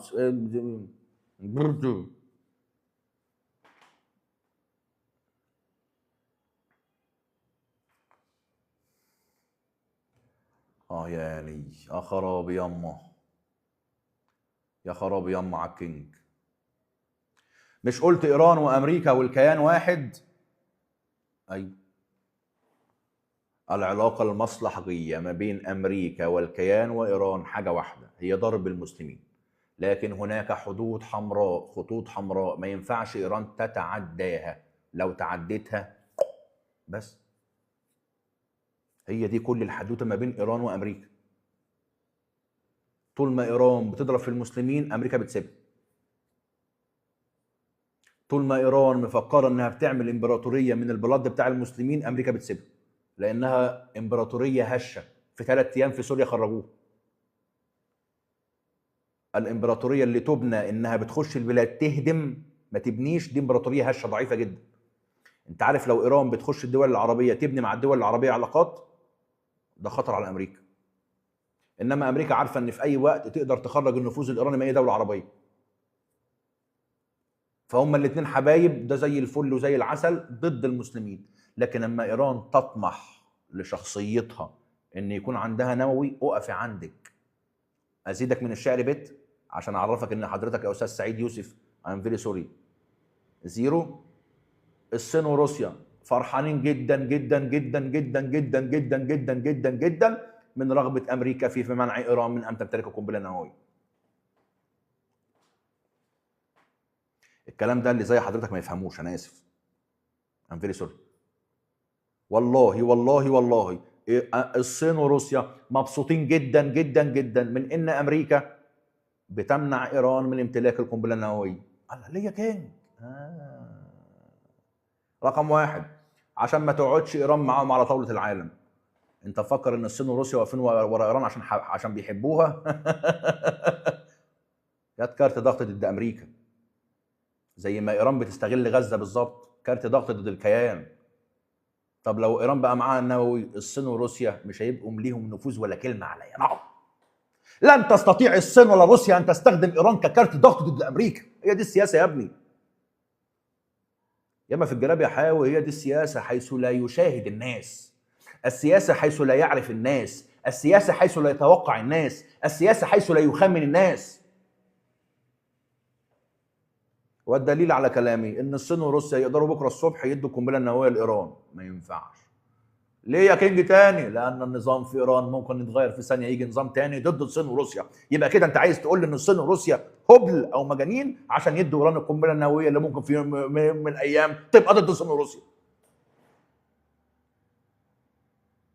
اقسم بالله كينج النهارده بيقول كلام من ذهب عليا. ان ايه يا كينج ده؟ ايه يا كينج ده؟ كينج ده كينج ده ايه ده؟ ايه ده؟ تاني الصين وروسيا فرحانين جدا جدا جدا ان امريكا هتمنع ايران من امتلاك القنبله النوويه. ليه يا كينج؟ رقم واحد، عشان ايران ما تبقاش دوله عالميه تقعد معاهم على نفس الطاوله، اما كل العالم يبقى افتوات منها هينضرب. 2، لان امتلاك ايران للقنبله النوويه هيخليها بلد ذو نفوذ ما تخضعش الكلام لا الصين ولا روسيا ان هم يستخدموها ككارت ضغط ضد امريكا، زي ما ايران بتستخدم غزه كده ككارت ضغط ضد الكيان. بل انه من السهل جدا جدا ان تنطلق طائره دلوقتي من الصين او من روسيا محمله بالسلاح النووي الى ايران لتهدد به الكيان. لكن ما ينفعش، لان الانظمه في العالم تتغير، والصين وروسيا فاهمين ده كويس جدا. لما الصين وروسيا يدوا ايران القنبله النوويه وتاني يوم تلاقي النظام في ايران اتغير، يبقى انت كده عايز تقول ان الصين وروسيا ما درسوش الاحتمالات الثانيه والثالثه والرابعه والخامسه، ان النظام في ايران ممكن يتغير ويجي نظام ضدهم. يعني هم ادوا ايران اللي يؤذوا بيهم. مش بقول لكم يا جماعه في ناس بتاخد السياسه ابيض واسود، لا، السياسه ليست ابيض واسود، السياسه فيها الوان كتيره جدا. لازم الانسان المسلم يكون صايع وهو بيقراها، لازم تكون صايع وانت بتقراها. ايران دلوقتي في الوقت اللي احنا فيه ده مستعده تماما تماما تماما ان هي تقدم لامريكا التخلي عن كل اذرع ايران في سبيل رقبه ايران.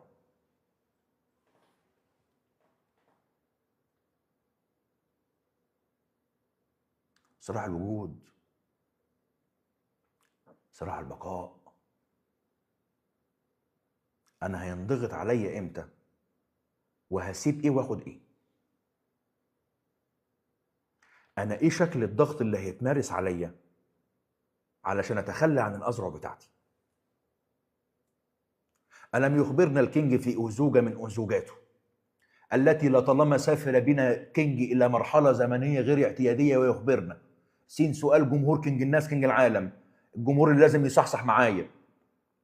ماذا لو، نفس الفكره اللي جايه دلوقتي، ماذا لو ساعدت امريكا الجنرال الباكستاني انه هو يوصل للحكم ويعمل انقلاب عسكري على عمران خان، والجنرال الباكستاني ماشي مع امريكا زي الفل وبينفذ كل ما تطلبه من امريكا، والعلاقه بين الجنرال الباكستاني وامريكا زي الفل؟ هل هناك احتماليه ان في يوم من الايام الجنرال الباكستاني يرفض تنفيذ اوامر امريكا؟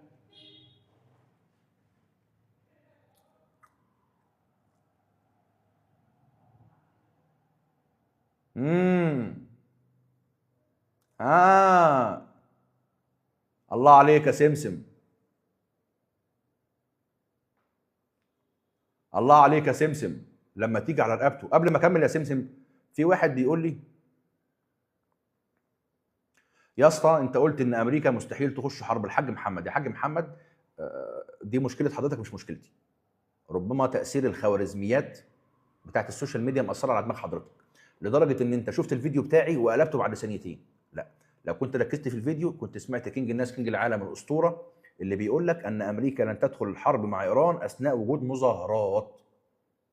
انا مش مسؤول يا استاذ محمد ان حضرتك بتلف في الفيديوهات كتير. لو حضرتك عايز تتعلم حاجه يبقى لازم تصبر على الفيديو، انما ان تيجي تتهم الكينج في حاجه زي كده حيث يدرس الكينج انماط السياسيه العالميه الدوليه للدول، I'm very sorry I will not allow that. اوكي؟ لازم الناس تركز يا جماعه انا بقول ايه. في اليوم اللي ترامب فيه لغى ضربه ايران، والله العظيم الفيديو ده موجود وروحوا شوفوه. الكينج طلع طبعا بيقول لك سقف لي ومش سقف لي والكلام ده، صح؟ فاكرين انتوا الفيديو ده؟ في نهايه الفيديو قلت لك ايه؟ قلت لك مش انا قلت لك امريكا مش هتضرب ايران؟ قلت لك توقع خلال 15 يوم هيضربوهم ولا لا؟ حصل والله، والله العظيم حصل. بس في ناس عايزه تغلط الكينج، دي انا مش بهتم بيها. ليه؟ انا ماشي في طريقي وخلاص. المهم نرجع للسؤال بتاعنا اللي انتوا كلكم جاوبتوا عليه صح، برافو عليكم، تسلموا ربنا يبارك فيكم. ايوه كده، عايزين الدماغ تشتغل. اي انه دلوقتي لو امريكا اتفقت مع جنرال باكستاني عشان يعمل انقلاب عسكري في الحكم ضد عمران خان، ومسك هذا الجنرال الباكستاني الحكم في باكستان، وماشيين مع بعض هو وامريكا حلاوه، وبيفسد في البلد وبيدمر باكستان كل حاجه في باكستان وامريكا مبسوطه، حلو. هل ممكن يجوا في يوم من الايام وهما الاثنين يبقوا ضد بعض؟ نعم. امتى يا كينج؟ لما امريكا تطلب منه حاجه ثمنها ممكن يكون رقبته. وقتها هيبان ان هو ضد امريكا وفحل من الفحول اللي بيحارب الاستيطان الامريكي، ولازم ليه؟ دي اغلى حاجه عند الانسان، سيضاد وقتها العالم كله عشانها. يبقى لا تخدعك الانتصارات الوهميه او الرفض الوهمي. يخبرنا الكينج باسطوره من اسطورياته في اهم نصيحه للكينج: اوعى تركز في الاحداث، ركز في الاطراف. لو ركزت في الاحداث تلخبطك، تتجنن، كل يوم حدث ضد التاني. لكن لو ركزت في الاطراف وحطيتها في مكانها الصح، مهما اختلفت الاحداث انت قاعد حاطط رجل على رجل وببص للاحداث وبتقول ايه؟ كينج علمني وفهمني، الطرف ده ضد ده والطرف ده مع ده. تطلع انجلترا واسبانيا وفرنسا وكندا ومش عارف ايه، وان هم يقولوا احنا نرفض يا جماعه ان الكيان عايز يلغي دوله فلسطين. فانت تقعد تسقف. هو مين بيدي السلاح اللي كان يضرب بيه غزه؟ امال ايه يا كينج؟ ده نوع من انواع الضغط الدبلوماسي.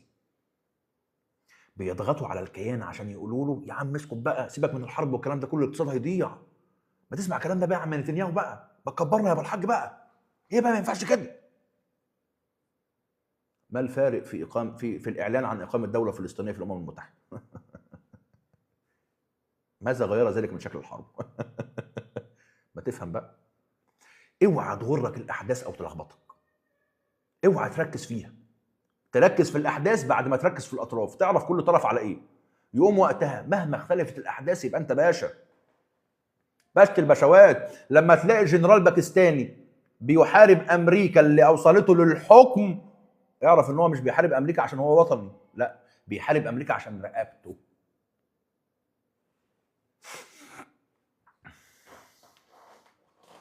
حبيبي يا كريم، يا روح قلبي، يا روح قلبي، لا يا روح قلبي، يا حبيبي يا روحي، تبقى نص ايه يا عم؟ مش عايزين كده. حبيبي يا كرم، يا روح قلبي، اشكرك. اوعى تحط في مخيلتك انك تبقى اقل من اي حد بتشوفه. احنا عايزين المسلمين يا جماعه يطلعوا لفوق. يطلعوا لفوق ازاي؟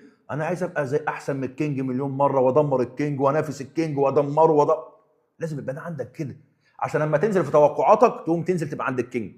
انما ما تبقاش من دلوقتي يبقى انت. ليه يا جماعه؟ العلماء بداوا يكتشفوا ان في جينات خاصه بالرغبه في التقدم والمنافسه. فتلاقي دايما ان الشخص اللي بينافس كتير وبيتعب وبيروح وبيجي بيتوفق. ليه؟ درسوا حاجه شبه كده، يعني ان ربما يكون في جينات معينه بتخلي الانسان يقتنص الفرص. فده حسب بقى السيكولوجيه الدماغيه. فانت لو وطيت الاحلام بتاعتك تقوم تحقق احلام صغيره، انما لو زودت في احلامك تقوم تحقق احلام كبيره. طب لو نزلت برضه احلام كبيره. وصلت؟ حبيبي يا كيمو، يا روح قلبي، شكرا يا حبيبي. اشكركم يا اخوانا، ربنا يبارك فيكم، شكرا من كل قلبي. وانا مش قاعد هنا عشان احسن منكم، لكن هي قدري كده. يمكن في يوم من الايام انا اقعد مع المتفرجين والجمهور واشوف حد منكم سواء في منصب اعلامي او في منصب سياسي او في منصب اقتصادي. ربنا يبارك فيكم كلكم، ودي رسالتي للامه الاسلاميه، كل الامه الاسلاميه. يا كينج تعبنا، يا كينج تعبنا، يا كينج انصحنا. احنا بنشوف فيك يا كينج ان انت الامل الوحيد بالنسبه لنا.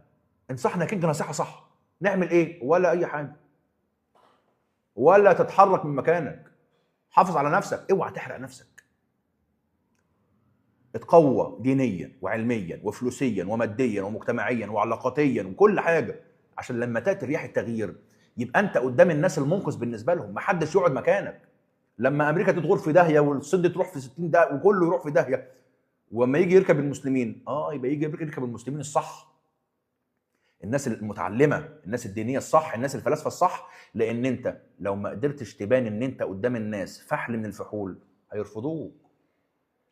صح يا كينج. لان ربنا سبحانه وتعالى سوف يرسل رياح التغيير. امتى؟ دي بتاعت ربنا بقى سبحانه وتعالى، دي في علم ربنا مش بتاعتنا. انما المسلم لازم يتطور ماديا واجتماعيا ودينيا وثقافيا وتربويا وتعليميا وكل التطور اللي انت عايزه، وعلاقاتيا، كل حاجه، عشان لما تاتي رياح التغيير يبقى هو يكون هو اللي يركب. ومش يركب في منصب سياسي بس يا جماعه، لا.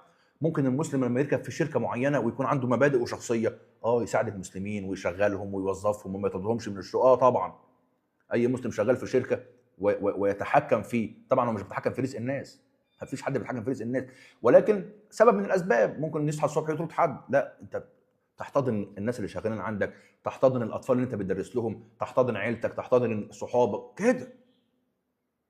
يقوم اما ربنا يشوفنا سبحانه وتعالى كده في عدد من المسلمين صادقين النيه كتير كتير كتير، يقوم الله يرسل بقى رياح التغيير.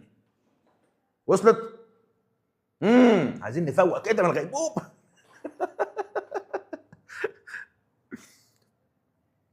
تعجبني اسطورياته وليس اساطيره، لان الاساطير تكون عاده كذب. الكينج الفصيح.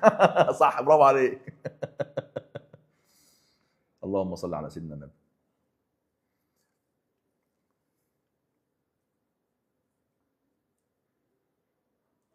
هل في حزب معين لها مستقبل يا كينج؟ كل الاحزاب الدينيه والسياسيه كلها اللي في العالم كلها بايظه. كل الاحزاب الدينيه بتتاجر بالدين. كل الاحزاب السياسيه الموجوده في الدول الديمقراطيه كذابين، وكل الاحزاب السياسيه الموجوده في الدول الديكتاتوريه زي فنزويلا وايران كلهم ولاد 60 في 70. مفيش مكان للديمقراطية في هذا العالم. الديمقراطية عبارة عن وهم، إلوجن، بحر غويط من الديكتاتورية بتحيطه بس طبقة رقيقة من الديمقراطية. واسأل نفسك سؤال سألناه مليون مرة: المواطن الأمريكي وهو داخل ينتخب، الديمقراطية في العالم صح؟ ثواني يا جماعة. 1 2 3 1 2 3 1 2 3. اسأل نفسك سؤال: المواطن الأمريكي اللي داخل ينتخب صح؟ أكبر بلد ديمقراطية. طب عايزك تفكر كده شوية. لا، هي مش ديمقراطية، لأنه مش حر في اختياره.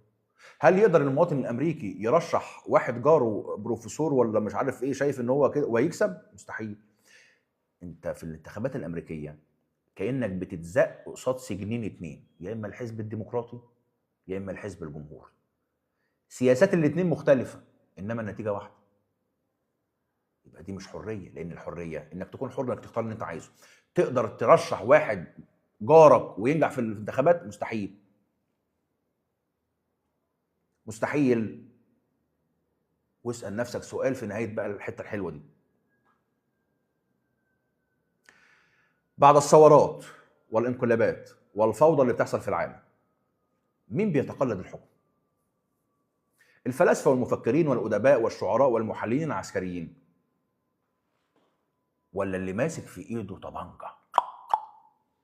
تاني، مين بيتحكم في مصير البلاد بعد الثورات والانقلابات والفوضى اللي ممكن تحصل في ايران او في فنزويلا او في ايران؟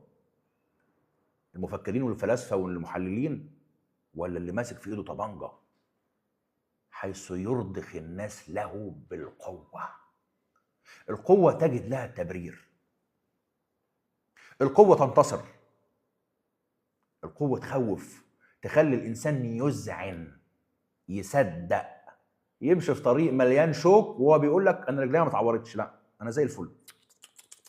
مفيش، ده حاجات بسيطه خالص، بس هو ده الاختيار الصح. كاتك واكسب. طب ما انت جربت الاختيارات دي قبل كده ولا؟ ها؟ جربتها ولا ما جربتهاش؟ انت جربتها ولا ما جربتهاش؟ وفشلت ولا لا؟ فشلت يا كينج. طب ماشي فيها ليه تاني ليه؟ لانه وراك مسدسه، وراك الطبنجه. يا تفهم ايه الفرق بين الخوف واللا خوف؟ بيريا، رئيس جهاز الخدمة السرية أو الشرطة السرية في الاتحاد السوفيتي، كان أكتر واحد مناسب إن يمسك الاتحاد. كل الأجهزة الأمنية في روسيا بتدين له بالولاء. عارف المعلم بيريا ده حصل فيه إيه؟ عشان تعرف الفرق بين الخوف واللا خوف، وإيه اللي بيشكل الخوف عند الإنسان. المعلم ده وهو قاعد معاهم في الحزب الاشتراكي هناك، راح ناس من الجيش دخلوا قبضوا عليه وخلاص اتهموه بالخيانة والعمالة وكل شيء. بالسهولة دي يا كينج؟ ما هي شعرة واحدة، شعرة واحدة بس. ايه اللي بيخلي الديكتاتوريين زي صدام حسين يقف في احد الاجتماعات الشهيرة ليه جدا ويقف يتكلم على ناس معينين ان هم يسيبوا القاعة وياخدوهم تك؟ مفيش حد منهم قاوم؟ محدش كان عنده خطة بديلة؟ لا. الفرق بين الخوف واللا خوف شعرة. الفرق بين الخوف ورغبتك في ان انت تتحرك بس خايف شعرة. قوة اللي قدامك قوة وهمية ملهاش وجود إلا في ذهنك أنت بس. ذهنك بس اللي خايف، عقلك بس اللي خايف، مربوط مسجون.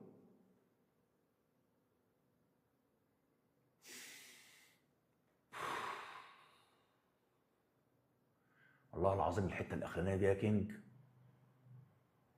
ده محتاجة ينكتب فيها مجلدات مجلدات.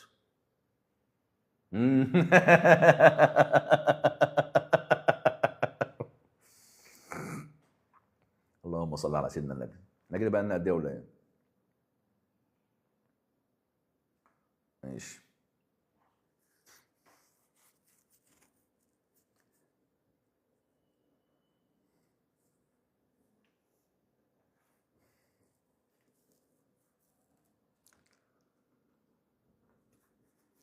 ايه رايك يا كينج في الملاحده العرب زي مثلا شريف جابر؟ للاسف ممكن يكون معانا بنات، فيعني نراعي محتاج شاكوش. شريف جابر محتاج شاكوش. محتاج شاكوش جامد قوي.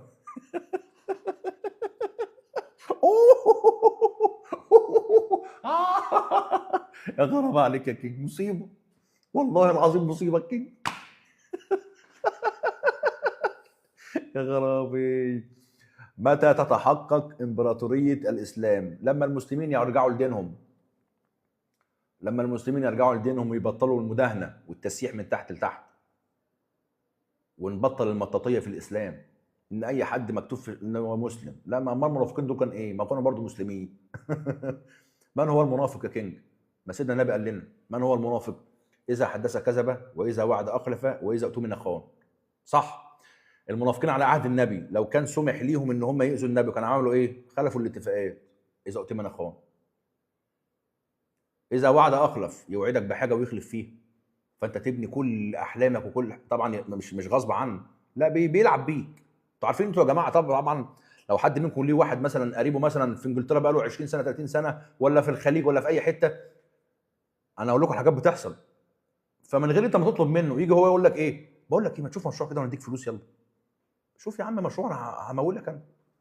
فانت يعني تقعد تتعب وتروح وتيجي وتقعد بقى تبحث في الاحلام، ويا لهوي قريبي هيبعت لي فلوس وهيشاركني ومش عارف ايه، صح؟ وتيجي بعد شهرين ثلاثه بعد ما طلع ميتين امك يقول لك والله العمله انضربت، لا اصبر عليا بقى. هو بيعمل معاك كده ليه؟ بيلعب معاك. بيلعب معاك، بيستغل احتياجك، بيدمرك، بيركبك. ده ايه ده؟ ده منافق وابن 60 في 70.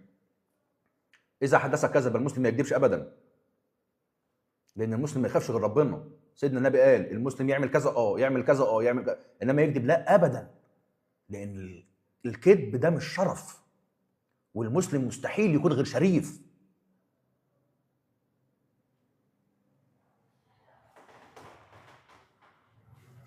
مكتبي بقى المرشد. مين مكتبي ده؟ تبع مين دولة؟ مين مكتبي ده؟ انا كنت اسمع عن رجائي، انما مكتبي ده جديد. متى نشوفك على التلفزيون يا كينج؟ محمد الجبالي. حبيبي يا محمد، تسلم يا حبيب قلبي، اشكرك من كل قلبي، واشكركم يا جماعه على ثقتكم الغاليه قوي قوي في الكينج. بنبسط اول ما حد يبعت لي سؤال محيره يا عيني، او كومنت زي محمد كده عايز يشوف الكينج بقى في الطله والحاجات دي. بس خلي بالك، انا هنا حر، ما عنديش فتنه تفتني. انا خاف على نفسي من الفتنه، ده اولا. اخاف اروح هناك يبقى مطلوب مني ان انا اقول كلام معين عشان ارضي بيه، ما انا انسان ضعيف برضه. لا، خليني حر احسن. وكده كده احنا بنقدر نوصل اللي احنا عايزينه للناس. احنا يهمنا ايه؟ يهمنا ان المسلم يكون واعي ذكي ناصح، ما يحتاجش الكينج. يعني انا حلم حياتي، انبسطت قوي قوي امبارح. احد الجمهور اللي منكم، ربنا يبارك فيكم يا رب، بعت لي قال لي يا كينج انا قعدت مع المدرس بتاعي بنتناقش حول موضوع ايران. هو كان واخد جبهه معينه وانا خدت جبهه معينه، فانا قعدت اقنعه، المدرس بتاعه، قعدت اقنعه واشرح له الكلام اللي انت بتقوله لي، وبعدين كنت هقول له على قناتك بس قلت لا عشان ما اخلوش ايه. انتوا عارفين الناس بتغير على الكينج، عايزه تستحوذ على الكينج. فدي حاجه فرحتني. ليه؟ لان لما تنتشر الافكار كده بين الطالب والمدرس، وبين الاب وابنه، وبين الام ومش عارف ايه، يبعت لي والله ناس قمه في الاحترام وقمه في الجمال وقمه في الدلال من الدول العربيه، ويقول لي يا كينج ده انا ابن الصغير بيموت فيك يا كينج، بيحبك قوي.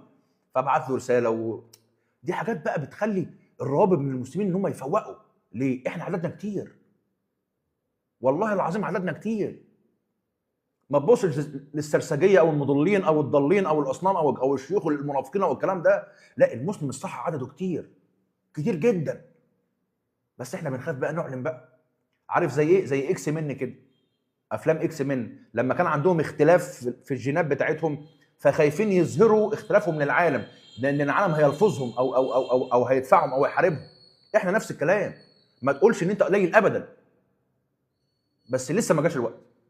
لسه ما جاش الوقت ان الامه الاسلاميه تنهض على اجساد وعقول وقلوب ابنائها. لسه ما جاش الوقت. خلاص. فعشان كده انا ما بحبش اطلع في التلفزيون ولا الكلام ده، ما ليش في الكلام ده. خلينا انا مع الجماهير، انا من الجماهير. وبعدين لو جيت طلعت في التلفزيون للاسف هضطر اختار بدله، وانا ما يعني ما احبش اكون متكتف. دي رقم واحد. اتنين، الكينج لو اتحط في بدله هيبقى واد امور قوي، وكده هغري الستات، هيبقى مشكله بقى. يا خرابي عليك يا كينج. تصدقوا بالله والله النهارده انا مرهق جدا حبيبي يا فايب. النهارده انا مرهق جدا جدا جدا جدا جدا جدا، بس لقيت نفسي مشتاق ان انا اعمل لايف. عشان كده الكينج النهارده متالق. ما كنتش هعمل والله، حتى قلت لكم في الفيديو بتاع النهارده كده، بس حسيت نفسي ان انا عايز اعمل لايف، عايز اتكلم، عايز اسرح في الخيالات. تصدق بالله لا اله الا الله انه الكينج يا سيد، على راسي على راسي، ربنا يبارك فيك يا رب، على راسي. حبايبي اشكركم يا اخوانا، ربنا يبارك فيكم يا رب، اشكركم من كل قلبي يا جماعه. والله يا جماعه ربنا يبارك فيكم يا رب، ربنا يخليكم يا رب، ربنا يبارك فيكم يا رب. واحد بيقول لي ازاي يا كينج اذاكر فيزياء وكيمياء موكس؟ ما احنا اتفقنا قبل كده، اي حاجه في الدنيا عشان تذاكرها.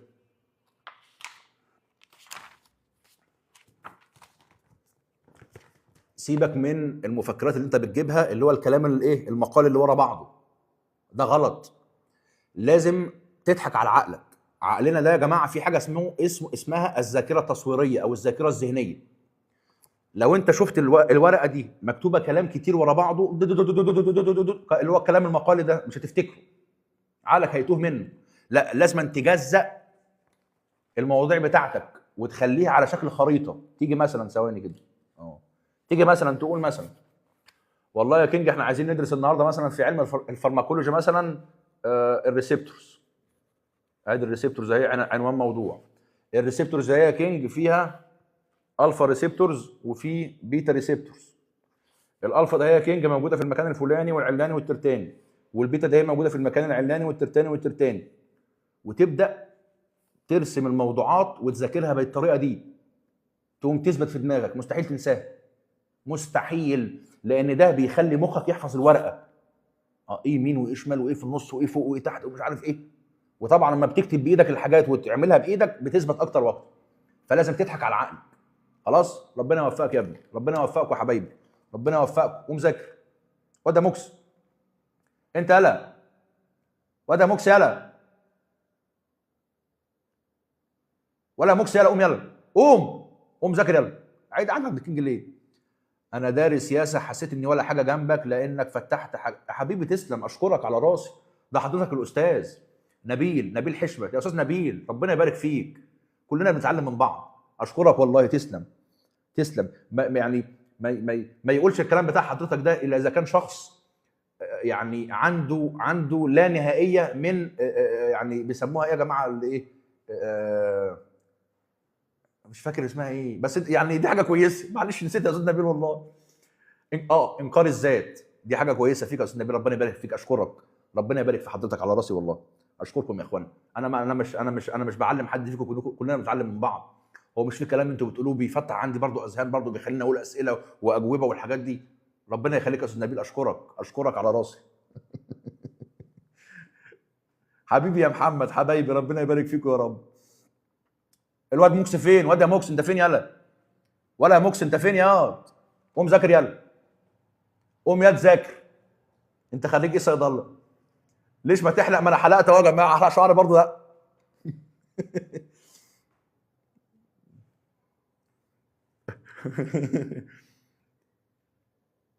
انا كنت هتفتن بالناس اللي زي شريف جابر يا كينج يوسف. حبيبي يا جو، بص يا روح قلبي، بص يا اخوانا، حبيبي يا يوسف، بص يا حبيبي، حاجه مهمه جدا جدا. ناس كتير تسالني ايها الكينج العالمي، عايزينك تحط لنا خريطه عشان نتطور ذهنيا وفلسفيا وثقافيا وسياسيا والحاجات دي اللي عند الكينج دي اللي مختص بيها. فانا اديك نصيحه بقى ذهبيه، ايه هي؟ اقرا كتب واسمع فيديوهات واعمل كل اللي انت عايزه وطير في سماء الفكر والثقافه، لكن لازم يكون عندك قاعده دينيه قويه. ليه؟ الموضوع بالظبط يا جماعه كأن دي القاعده الدينيه ودوت انت وانت طاير.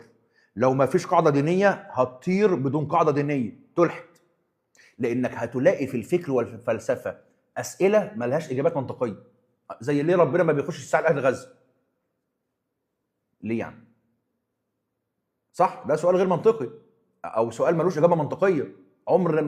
لو قعدوا يدانوا في دماغك من هنا للسنه الجايه مش هتقتنع، صح؟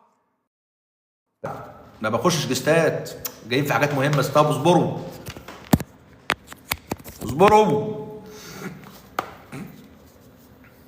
نرجع تاني 1 2. انما لو انت عندك قاعده دينيه تقوم تقتنع من داخلك ان عقلك كانسان بسيط جدا قدام علم وحكمه ربنا سبحانه وتعالى، وان في بعض الاشياء عقلك مش هيقدر يستوعبها. ده بقى اسمه الايمان بالله.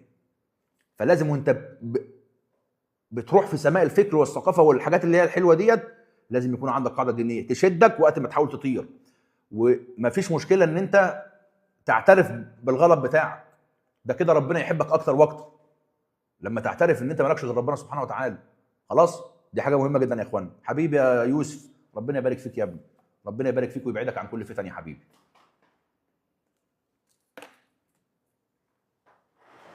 ظهري حبيبي يا جزار، على راسي يا روح قلبي، شكرا يا حبيبي.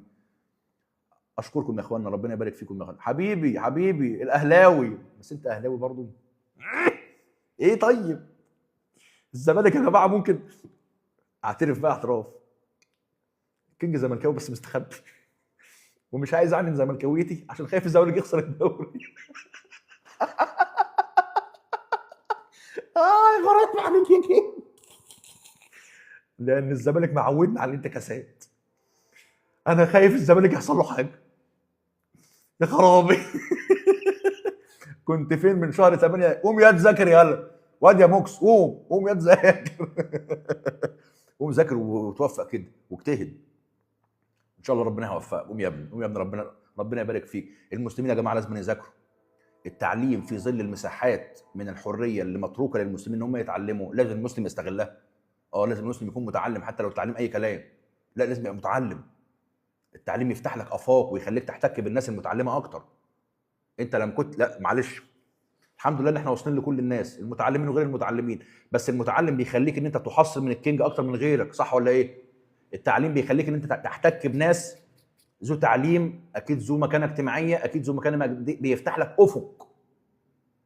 خلاص، ربنا يبارك فيك يا ابني، ربنا يبارك فيك يا اخوانا، اشكركم من كل قلب. حبيبي يا استاذ نبيل، على راسي والله، وجودك هنا شرف، اشكرك على راسي، ده حضرتك الاستاذ والله، ربنا يخليك، ربنا يبارك فيك. وادي اهلاوي، ان شاء الله الزمالك هياخد الدوري. باذنك يا رب. بس الزمالك يا جماعه، الزمالك يعني لا على حامي ولا على بارد، لان احنا جربنا الزمالك كتير فشل. والله العظيم الزمالك ده فاشل. حبيبي يا روح قلبي، حبيبي. طبعا يا جماعه موضوع الكوره والاهلي والزمالك والحاجات دي لازم تبقى عباره عن ترفيه، حاجه ترفيهيه. ايه يعني الاهلي كسب ولا الزمالك كسب؟ ما يغروا ده هما الاثنين، احنا لنا دعوه بيهم، بنتفرج وخلاص للمتعه وخلاص. هل ايران هتصعد الحرب على الخليج؟ ما فيش اصلا يا ابني، كلها اسبوعين ثلاثه مش هيبقى عند ايران صواريخ تاني، مش هيبقى منصات اطلاق تاني. لما امريكا تخلص على البحريه الايرانيه في 3 ايام والجويه الايرانيه في 3 ايام ومنظومه الدفاع الجوي في 3 ايام، ما هيخشوا على منصات الاطلاق ومنصات الصواريخ. ده بعيدا ان في ناس في ايران ممكن ان هي تختار نظام البقاء على اختيار الانتقام. يعني فهمتني؟ فحتى لو ايران حبت تصعد على دول الخليج مش هيبقى في قدرات تانية خالص، بل ان امريكا ممكن تسيب ايران شويه تهدد دول الخليج، عشان طبعا امريكا تحاول انها تستنزف دول الخليج. هي اللعبه كده، زي ما دلوقتي اوكرانيا بتحاول ان هي، اوكرانيا اللي كانت تحت رجل امريكا، امريكا ترامب راح لهم بيقول لهم احنا عايزينكم يا جماعه تشوفونا في موضوع المسيرات الايرانيه ده. راح زيلينسكي قال له والله انت محتاجني دلوقتي؟ انا كنت محتاجك قبل كده توقف الحرب، دلوقتي انت محتاجني يا ترامب؟ لا يا حبيبي، تعال بقى ونتفق. هي دي السياسه، هي دي يا جماعه السياسه. فممكن جدا جدا جدا امريكا تفتح الفوهه ان ايران تتنى تضرب في الدول العربيه، تحاول ان تستنزف الدول العربيه، تحاول انها تخوفها زي ما امريكا بتخوف اوروبا بروسيا عشان تبيع لها سلاح. هي دي السياسه وهي دي المكاسب. عشان كده انا بقول لك ايه، العرب لازم أن يكونوا فعل مش رد فعل. ما تقعدش تقول لي ان الدول العربيه مش هتقع في انها تنجر للحرب. الحرب عندك، الحرب عندك. انت لسه هتقعد تقول لي بقى الصبر الاستراتيجي؟ ايوه افضلوا في الخليج يا جماعه، ما حدش ينزل من الخليج، ما تقلقوش. الناس المقيمين والناس المواطنين دول الخليج كلهم ربنا يبارك فيكم يا رب كلكم، اوعى حد ينزل من الخليج. الموضوع ده هياخد له فتره، بس ايه يعني، ندعي ان ربنا ان شاء الله باذنك يا رب يحافظ عليكم كلكم، كل السعوديين والكويتيين والاماراتيين والقطر كلكم، ربنا يبارك، والمصريين اللي شغالين هناك وغير المصريين، ربنا يحافظ عليكم، ربنا يحافظ عليكم يا رب. يا ظهري انا. ممكن طرف تاني يخش الحرب يقلب موازين اللعبه؟ لا. ايران از الون، ايران از توتالي الون، لوحدها تماما. لا الصين ولا روسيا يخش يساعدوه. في دعم استخباراتي بالاقمار الصناعيه ومش عارف ايه. عاجبني قوي قوي وزير الحرب الامريكي قوي، بيمثل يا جماعه الهيمنه المطلقه في التحكم. جابوه امبارح في مقابله في السي ان ان، فبيسالوه بيقولوا له ان مش عارف قناه فوكس نيوز نزلت تقرير ان روسيا والصين بيدوا معلومات استخباراتيه غايه في الدقه على اماكن السفن الامريكيه لايران. واد مجرم، عاجبني بصراحه قوي. انا يعجبني الخصم اللي حاسس بنفسه واثق من نفسه. راح رد عليه قال له كده، قال له ان الاستخبارات الامريكيه هي اعظم استخبارات في العالم، ومفيش حاجه زي دي هتخيل علينا كده وش كده. القائد لازم يرفع من شأن جنوده ومن شأن مواطنينه ويتكلم بثقة، لأن الجنود لما تشوف الثقة دي يوم ينبعث عليها الثقة. إنما لو قائد طلع يحقر من جنوده أو يحقر من شأن دولته أو يحقر من شأن مواطنيه، ده هينعكس على المواطنين وينعكس على الجنود وينعكس. القائد الصح لازم أن يرفع من شأن جنوده. عجبني قوي قوي قوي وزير الحرب الأمريكي قوي، بغض النظر إن هو خصمي طبعا، لكن العظماء ما يعجبوش غير بعض. زي ما اكيد مؤكد تاكيد ماده الكينج الاعلاميه ومحتواه الاعلامي موجود دلوقتي على ديسك وزير الحرب الامريكي، لان وزير الحرب الامريكي لن يحط في باله اي واحد صانع محتوى في العالم او محلل عسكري غير الكينج، لان الكينج بيجيب اللي بيدار في الاذهان اللي ما بيتقالش. حلوه دي يا كينج، جديده دي.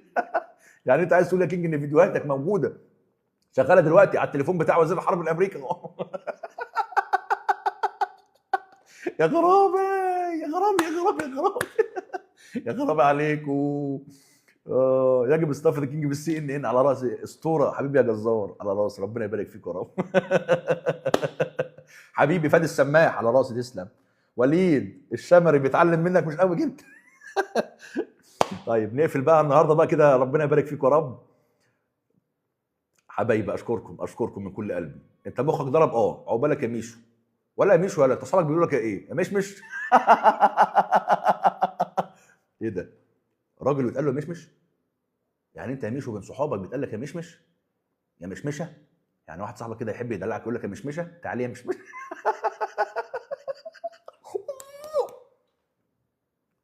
انت بتفكر ان انت ممكن تقصف جبهه الكينج وتطلع ناجي منها؟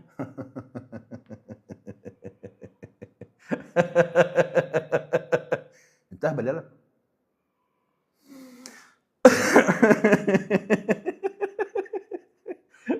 معلش ما تقلقوش يا جماعه، ما تقلقوش. ده لسه داخل يا كينج، معلش يا ابو خليل بقى، يا كينج جاوبني، قول يا استاذ محمد، قول يا اخوانا، امتى نشوف اسمك بقائمه العقوبات؟ الاغتيالات بقى، قول يا رب. خلي بالك ده هيبقى شرف ليا كبير جدا ان امريكا تحاول تقتلني. ده هيبقى دليل ان الكينج تاثيره واصل. بقول لك موجود على تليفون وزير الحرب الامريكي، الكينج ولا احد غير الكينج. عايش فين يا كينج؟ انا عايش في مصر. لماذا باكستان صديقه امريكا مع انه معاها نووي؟ لا ده موضوع طويل يطول شرحه بقى بكره يا محمد. لكن باكستان توصلت للنووي قبل ما يكون لها علاقات مع امريكا، لكن لما امريكا شافت ان باكستان ليها نووي بتعمل علاقات مع الهند ومع باكستان، مع الاثنين. لان حسب هنري كيسنجر قال لنا حاجه خطيره جدا، امريكا ما بتلاقي صراع في العالم ما بتحاولش لا تنهيه ولا تبداه. امال بتحاول ايه يا كينج؟ تستغله. امريكا ليها علاقات تاريخيه مع الهند، وامريكا ليها علاقات تاريخيه مع باكستان.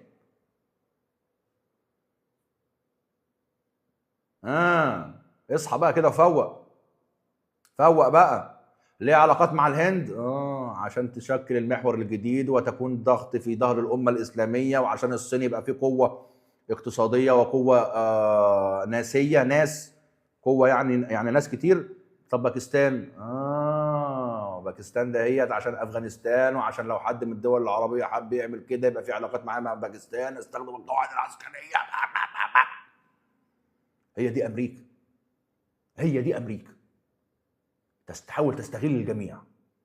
ملهاش لا عزيز ولا صاحب ولا عدو. مش الصين عدوة امريكا؟ صح؟ الصين عدوة امريكا، بس في نفس الوقت امريكا مش معترفة بتايوان، اللي امريكا ممكن تقوم مكانها الحرب العالمية الثالثة عشان خاطر تايوان. ليه يا كينج؟ لان الصين اللي عدوة امريكا، امريكا ما تحبش تزعل الصين. هي اللفة دي. اللفة دي امريكا، والعالم كله بيتعلم من امريكا. كل العالم السياسيا بيتعلم من امريكا. شوف انا بقول لك ايه؟ امريكا ممكن تقوم الحرب العالميه الثالثه عشان خاطر تايوان، حط نقطه. الصين تعتبر عدو لامريكا، حط نقطه. لكن تايوان اللي امريكا ممكن تقوم عشانها الحرب العالميه الثالثه، امريكا مش معترفه بيها، حط نقطه. الله، ايه يا كينج اللعبكه دي كلها؟ عشان امريكا ما تشتريش عداوه الصين، ما تزعلهاش. طالما ان الصين لم تتعدى مع امريكا الخطوط الحمراء مع تايوان، امريكا ما تحبش تزعل الصين. طبعا امريكا تحب ان يكون لها علاقات كويسه جدا جدا مع الصين. افهم بقى، مفيش في السياسه ابيض واسود، مش موجوده دي. لا، كل واحد بيدهن الحته بتاعته خلاص عشان المصلحه. حبايبي معلش بقى نكمل بكره. معلش بقى سامحوني بقى نكمل بكره بقى. حبيبي يا استاذ نبيل، تسلم يا روح قلبي، اشكرك يا حبيبي والله تسلم. اخر سؤال يا كينج، الطيران هيتفتح في الخليج باذن الله ممكن اسبوع 10 ايام، محدش يقلق.